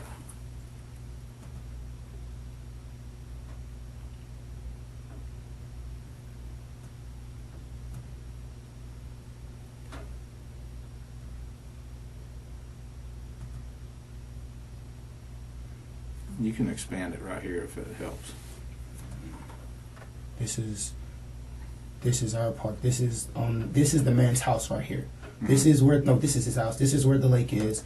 This is the parking lot, and this is the man's house, and this is where they initially dropped me off at. So y'all drove all the way through the neighborhood to the back of the neighborhood. To the back of the neighborhood, right here. And if you, like I said, if you guys want to verify that with the man on the camera, then you guys can. But that Why did Patrick want to rob him? Was it solely for the money? was it what? Why did Patrick want to rob Richard? Was it solely for the money, or did he want his gun? Why did he want to rob him? That's something you have to ask Patrick. We have. Well, I don't know. I can't tell you that because I didn't know that the robbing was even happening. I didn't know it was going to happen, so I can't give you an answer to that. Why would you feel it necessary or important to let Patrick know that Richard is always strapped then? And not to try anything. I mean, because if you look at Patrick, Patrick looks like he's a thug. Like not even just that. Like you know why? I'm going to answer it for you because there was a discussion ahead of time about what was going to happen. I don't for a second think that y'all discussed that Patrick was going to kill him. I don't. So you think Okay. we're discussing a robbery? Yes, I do. That's not accurate. That is false. Okay, which would go along with every statement that you've given us today. False, correct? That is. How would I be able to have a conversation with him if he wasn't in the car with us? Who? Patrick. I don't know. That's for you to explain, not for us. Yeah, which isn't, like I said, which isn't accurate. It isn't. Well, by your version of the events, it's not accurate. We've been told otherwise, that he wasn't in the car. He was not in the car. And your version has been slightly less than accurate. And again, this could have taken about 30 minutes, and we are now 2.5 hours into this. But this. So if it was a robbery for whatever it was, and he got the gun or whatever you think it was, what did I get out of it? We don't know. What did I get out of it? I don't have any money. I don't have the gun. You guys can search the house. You guys can search whatever. I don't have a gun. I've never touched the gun. No, I take that back. The only gun that I did touch was Richard's. But I got nothing out of this. You touched Richard's gun when? This was a while ago. When I first knew he had a gun. Like, I was just being stupid. Stupid kid playing with it. No, but what would I get out of it? I I don't play with guns. I know about guns. I'm not supposed to have guns. My mom doesn't even want us with water guns. Yeah, I'm 19. I'm still a mama's boy, and I know how mommy is. But what did I get out of whatever it was? I didn't get nothing. I got a dead close friend, a dead brother almost. Yeah. So what makes you? If I'm me being intelligent and smart as I am, I would have. You have to give me something. Like I'm not. If that was the case, that's kind of the question. What did Richard plan, or what did Patrick plan to get from Richard? But that I don't know. That's what I'm trying to tell you guys. I don't know. It was weed. I know that for a fact. He wouldn't have asked my sister, or my sister wouldn't have told me that if that wasn't the case. And that's what I was thinking. They said something about drugs. Yeah, I know a lot of people and everybody that he could have got drugs to that was differently. But I mean, Richard was right there. Richard was close. So I mean, back to thinking about that. Why wouldn't I? I mean, why not just ask him we're here before if we go somewhere else? So I mean, it wasn't nothing that I knew about that was going to happen. I didn't know he even had a gun to rob Richard with. I knew nothing of that.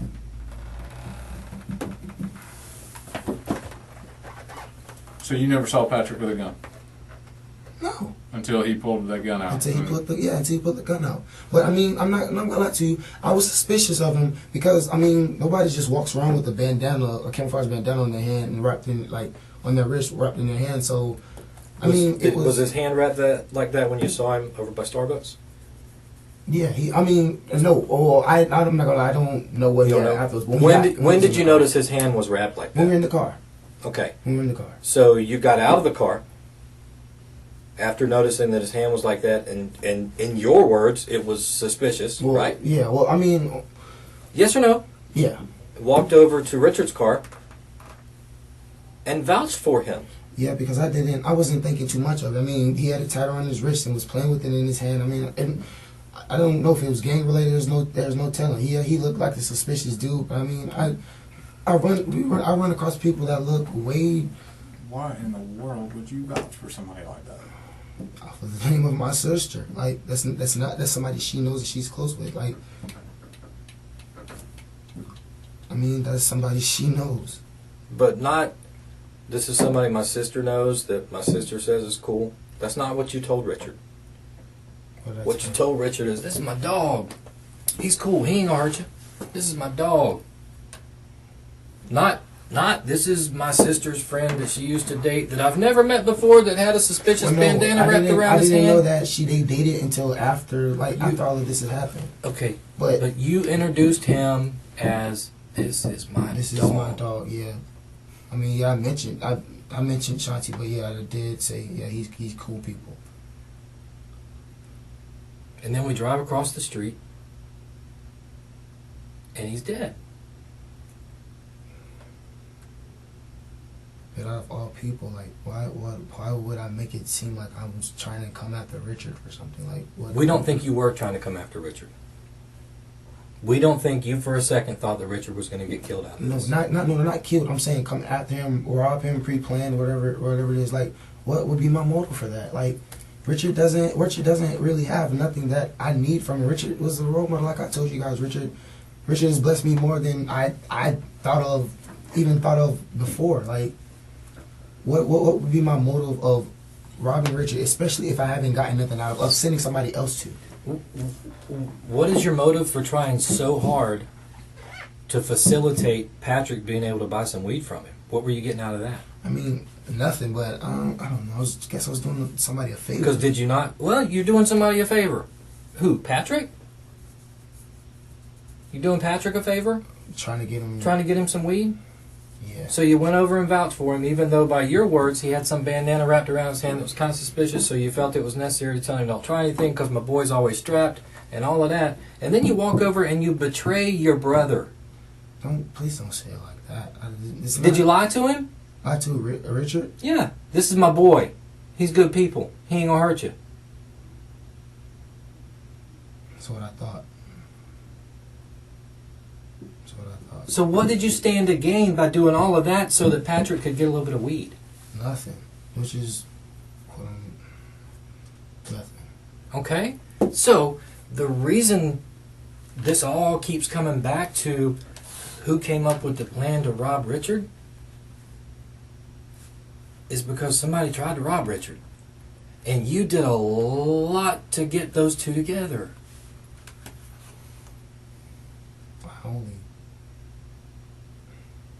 Even if you accept that you randomly ran across Patrick over by Starbucks and brought him over, you still walked over to your friend, your brother, and vouched for him after feeling like he had something suspicious wrapped around his hand. So, and then within a minute, that dude's trying to rob your friend. And then you leave after your friend is shot in the head and killed and get back in the car with him. And then you go home and don't make any attempts to notify the police. When the police finally find you, you come down here and you lie. Because the police were already there. And when we come back to you 2 days later, you lie. And then you come down here and you lie for going on 3 hours. Put yourself back in that jury box. The only way that makes sense is there's more to the story. Well, what I can tell you guys is I didn't have nothing to do with the robbery. I didn't want to rob Richard, and I had nothing to do with the robbery. So the robbery was never discussed around you? No, nobody even knew nothing about robbery. I've never robbed nobody ever. And it was, I don't know nothing about robbery. I don't know how to. Yes or no? No. The robbery was never discussed around No. you? You had no earthly idea No. that Patrick was going to get in that car and try to rob Richard? No, I did not. At all. And that's what you're going to sell That's everything exactly on. what I'm... Yes, I did not. I did not know there was going to be a robbery. And especially if I did... If I did, I wouldn't have let it be Richard. And I definitely wouldn't have let that happen. Richard didn't deserve it. And I know that. But that's not something that... that's not something that I'm just going to sit here and just think about, oh, well, who am I going to rob? What do I need to rob? What's going to happen if I rob so-and-so? Like, we're talking about Richard. Somebody who was taking me to studios, helping me chase my dream, basically. Yeah. Somebody that was helping me chase my dream. Yeah, I made bad choices, I made bad decisions, but no, I've never known nothing about robbing. I didn't know how to plan it or nothing like that. I'm not part of the robbery at all, and that's what it is. That's that. Nothing else. No, it wasn't a robbery that I knew of. And you weren't going to get any. You weren't going to get a little piece of whatever he was buying. You stood No, because you stood to gain nothing from setting up the weed deal. Nothing. Just you were trying to. I mean, to do. Yeah, because like Patrick I've done that before. I've done that before plenty of times. You know, if people need weed and they come to me, is most of my friends I made bad choices. I have bad friends, and you know it's just some stuff that I sometimes used to help them out with. Is just how that was. Yeah, you know, it was bad, but it's just how I used to live.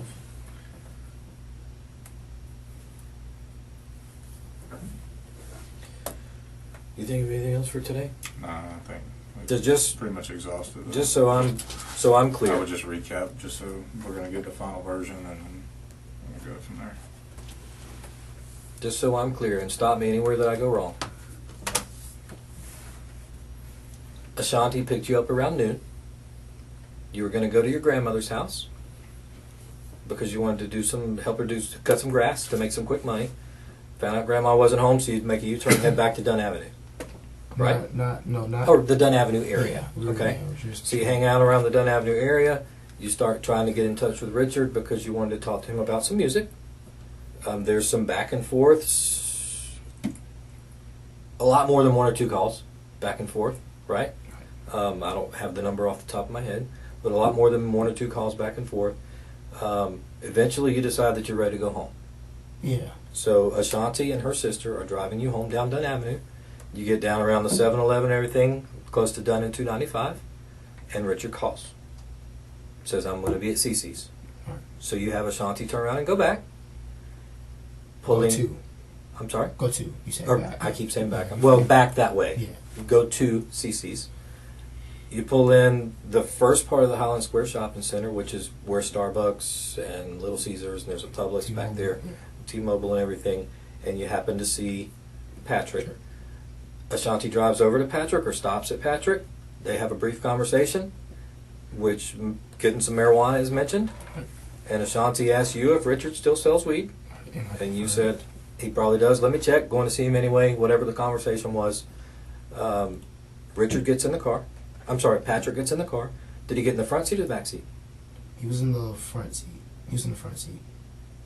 So you and Ashanti's sister were in the back? Yeah, her sister, like, I don't know what it is, but she's always been like, she has this thing where she usually wears, like, you know how females have these little bundles or something in her head. I can't really explain it to you because it's weird, but she has some bad thing over her head, and Ashanti's front windows aren't tinted. So she was thinking, well, they can see that in my head, and she didn't have a what's her name, or so forth and so on, so she just sat in the back, and I was like, okay, well. So Ashanti's up front, her sister's in the back seat, and you're in the back seat? Yeah. Well, no. I'm sorry. Now that sounds no. We went over to Ashanti's house as well. I left that out. I'm sorry, you guys. I definitely left that out. We went over to Ashanti's house. Her sister didn't have all that going on until like afterwards. She was in the middle of doing, her hair and stuff, and that's when I told her we were going, like, just take me home type, like, let me go home. Where does Ashanti live? I don't remember her address. She lives Pumpdale, like right in that little plaza where the little Dusk of Dawn club used to be. Yeah, I don't have the address off the top. Wait, yes I do. So Maribel? Yes. 8241 Maribel. Yes. So now we see that's why I said back me up if I go wrong somewhere. I totally left that out. Okay, so she picked you up around noon. Ashanti, her sister, and you are in the car. You try to go to Grandma's house. That falls through, so you go right around the Dunn Avenue area. At some point, you start calling Richard. You go back and forth on the phone with Richard. At what point did you go to Ashanti's house? That was one of the times when we were like, when my phone was going dead, and that's when I was charging my phone and telling him, hey, what's the name? So where did you go? Do you know roughly what time? No, can't remember. No. 2, 3, 4, somewhere around there. I knew it was early because like an hour within or two, that's when he had to call me back. But I'm not sure off the top of my head. But yeah, So that's what's when her house look like? it's on the side. That's it. Yeah. Ashanti's house. Yeah. So you leave Ashanti's house, and because she has put the bag or whatever in her hair, Ashanti's driving. Her sister is in the back seat. Yeah, I thought her sister was going to get back because her sister was in the front seat when they came and got me. She didn't have the stuff on her head. Like we were at her house for a little bit. Okay. And that's when she was doing her hair, whatever else, and we were leaving, but she wasn't ready yet. So that's why she was looking for a bundle or something, and it was a bag over her head. You can ask her sister that; she'll tell you that as well. It was a bag over her head, and I came out of the listening before she did, thinking she was going to get in the front. And that's when she got in the back, and I was asking her, why didn't you get in the front, blah, blah, blah. And that's when she hadn't told me. It's like, okay, well, but we were already driving in, so I didn't budge to get in the front, if that's what you guys are asking. So you leave Ashanti's with you, her sister in the back seat, and Ashanti driving because she had the thing in her head. No, you said that all wrong. Ashanti was driving, her sister had the thing. Well, her sister had the thing on her head. She sat in the back, but that's why the two of you were her in the back. Yeah. Because of the thing in the back on her head. Okay, so from Ashanti's house, you're heading home. We're heading home. To your house Right. on Apple Blossom Trail. All right. Okay. So you get around the Dunn and 295 area, Right. and Richard calls and says, I'm at He says, CC's. yeah. So If you got get, time to. you get Ashanti to turn around and you head towards CC's. Right. Pulling into CC's, or pulling into the Highland Square, you pull into the first entrance down by Starbucks. Right. She happens to see Patrick. She drives over, has a little discussion with Patrick. Patrick gets in the car. Right. You reach out to Richard, or you tell them that Richard used to sell weed, and I'll check with him, whatever, however that takes place. Drive over to CC's. You get out. Patrick starts to get out. You walk over, and you explain to Richard. You talk to Richard about the music for a minute, and then you tell him, my boy wants to get some weed. You don't know any of the details about how much he was supposed to get, but after whatever time, Patrick comes over and gets in the car. At what point did you caution Patrick about don't try anything because my boy's always strapped? That was when we were when he had first got in and he was asking me he was asking me what his name was, like trying to act like he was familiar or something. So when you're driving from where he first gets in the car to yeah, CC's is yeah, when you said he's always strapped, don't try anything He's got silly, in front, yeah. all that. Okay, so both of you are in the car. Richard's driving, his girlfriend's in the front. You get behind Richard. Yeah, yes sir. Patrick gets behind the girlfriend in the back seat. Pull across the street into the Monaco apartments, or the Highlander apartments on Monaco, and without warning, nobody knows anything, and Patrick pulls a gun and says, either let me run this or let me get this, something to that effect. Sling, yeah. And you threw your wallet and kind of bundled up, Yeah. and then you heard the gunshot. After the gunshot, you saw Patrick Grab the gun. lean up and get Richard's gun. Yeah. And then Patrick takes off running. You did everything you did at the scene as far as talking to the neighbor, checking on Richard, and then you ran off. Yeah. You get back in the car, out on Monaco, basically behind the side of Highland Square. Ashanti's driving. Patrick gets is where? Passenger. The front passenger? Yeah. You get in behind the driver, and her sister's over here? Behind Patrick. Are you 100% on that? Positive. Okay. Drive down Monaco, turn left on Dunn, and they take you home. Right. After the little traffic. So it was back. You took the back streets to get back to your Yeah. house versus straight up Dunn Avenue. Yes, sir. They drive all the way through the neighborhood, drop you off at the back, and there was no. I mean, no conversation? Why did you do that? What just happened? None of that. No, I didn't. No, I didn't want conversation with him. I didn't. No, at all. What about you telling Ashanti he's got to get out or I got to get out? Did that really happen or no? Of course that happened. Yeah, that happened. But I mean, after that was he was. Oh, that no, not after. That was during the fact of when we were going through the plazas and all that. But the only reason why I probably didn't get out was because and after you guys clarified, it was because I didn't have another way home and I didn't want to call my mom because of the trouble that I was going to be in. So I told her to take me home. So you did tell Ashanti repeatedly either he needs to get out or I'm going to get out. You got to make him leave. And I But said you that didn't- because she was taking. Didn't really mean it, apparently.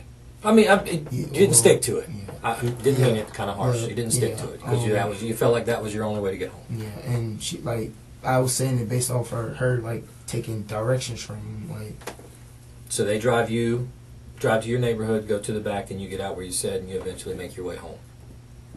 right, and that was the end of it until you guys came. And you know absolutely nothing about any kind of planned robbery. No planned robbery. I didn't get nothing out of it. I didn't, sir. If I would have known that was going to happen, I would have saved Richard's life. I would have saved Richard's life. I would have told him not to. That's not. I've saved people's lives more than once actually. Okay, it was a simple question. Yes, sir. I'm sorry. You knew absolutely nothing about this being a planned robbery. No. No word of it leading up to that. No. And nothing was said in the car from where you got picked up until where you got dropped off No. about why it happened or anything else, why you had to shoot him, nothing like that. Not at all. You never saw Richard raise a gun. Nope. But you know that you saw Patrick take his. Yeah. Didn't ever see a gun in the car, either before or after the shooting in the Ashanti's car. No. And you and Ashanti have or had not had conversation about any specifics since this happened? Since it no, I was basically trying to ask her what's going on, trying to get her to talk to me because I told you, no, I'm sorry, no. And that's everything, the truth, the best that you can remember it, even though we had to go around our elbow 3 times to get here. Yes, sir. I apologize as well. Yes, sir. And you sure? Positive. Going to stake everything on that. Positive. Because again, if there's a time to make things right, it's right now. Actually, it was at about 2 o'clock. But we're still trying to make absolutely sure that we're not going to come up into something later and have to have another discussion where things are remembered differently and all that. This is absolutely everything today. Yes, sir. Sure. Positive. Okay. I just had two quick things, and I might have missed it during your recap, but just to confirm, when you and Patrick got in the car with Richard, Richard's gun was on Richard's lap, correct? Yes. Okay, all right, I just want to clarify that. And then during the 9+ hours, or actually it's probably a little bit more than that, when did you get, yeah, it was about 9+ hours you and Ashanti were together. Yeah. All right, that's a long time, right? You guys, the furthest you went away from the Dunn Avenue area was to Ashanti's. It's her house. That was it. It's her house. Okay, nowhere else. Yeah. I mean, and you guys would have gotten there how? By Lim Turner? To Shanti's house? Yeah. Or did you she- go on 95 to she Edgewood? she usually takes them. Lim She Turner. take the back Okay, way. so it's not like you guys went to the St. John's Town Center and went shopping. No. Not like you went to the Avenues Mall and went shopping. Not like you went to Regency. No. Not like you went to the beaches. Went to Fernandina. Nowhere like that. No. Strictly that north side Yeah. area between the Dunn Avenue corridor and where Ashanti's residence is. Yeah. Okay. And never saw Patrick from the time she picked you up at noon until the time you stumbled across him at Starbucks going to meet Richard. No. Never, ever, ever saw him before that. No. Never saw Rich. Not Richard. Never saw Patrick. At any time during that day, no meeting up with not Patrick. The time, no, not that whole day. And what about the day before? Not that day. No, not the day before. Like I've heard of his name, but I didn't know him. I didn't know him. So you've never seen Patrick a day before in person, actual in person, other than hearing a name, No. than that evening. No. Once again, I apologize. I was supposed to call one of you guys or my attorney or somebody to let you guys know this, but I just saw something that I remember when I was looking back, trying to see when was the last time me and Shanti talked, something that me and my mom was going on. She sent me a picture. Not a picture, she sent me a video. She had just got a new dog some weeks ago, and it was Patrick that I realized that was in the video of what she sent me. And I never asked her who it was, but it was Patrick in that video. So I've seen it, but I didn't remember. Now that's This is before or after? This was before. Okay. This was before this situation happened. But I did, yes. When I was going back looking, I had realized, But again, that's by video. I'm talking about not in person. Yeah, no, sir. a personal encounter Yeah, no sir. with him. No sir. Okay. All right. I hope that's everything. I really do. As hard as we work to get to it, I hope that you don't look back on today and think, damn, I wish I had done things different. If I do, I'll call you. I still have you guys just cards. I'll call. Okay. Alrighty.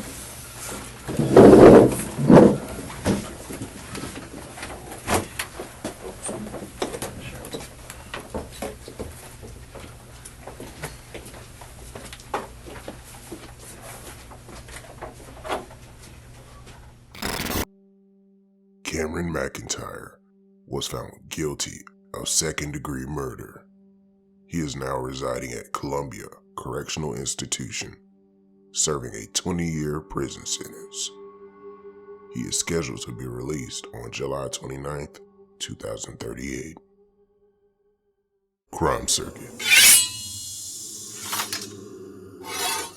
Like, share, subscribe.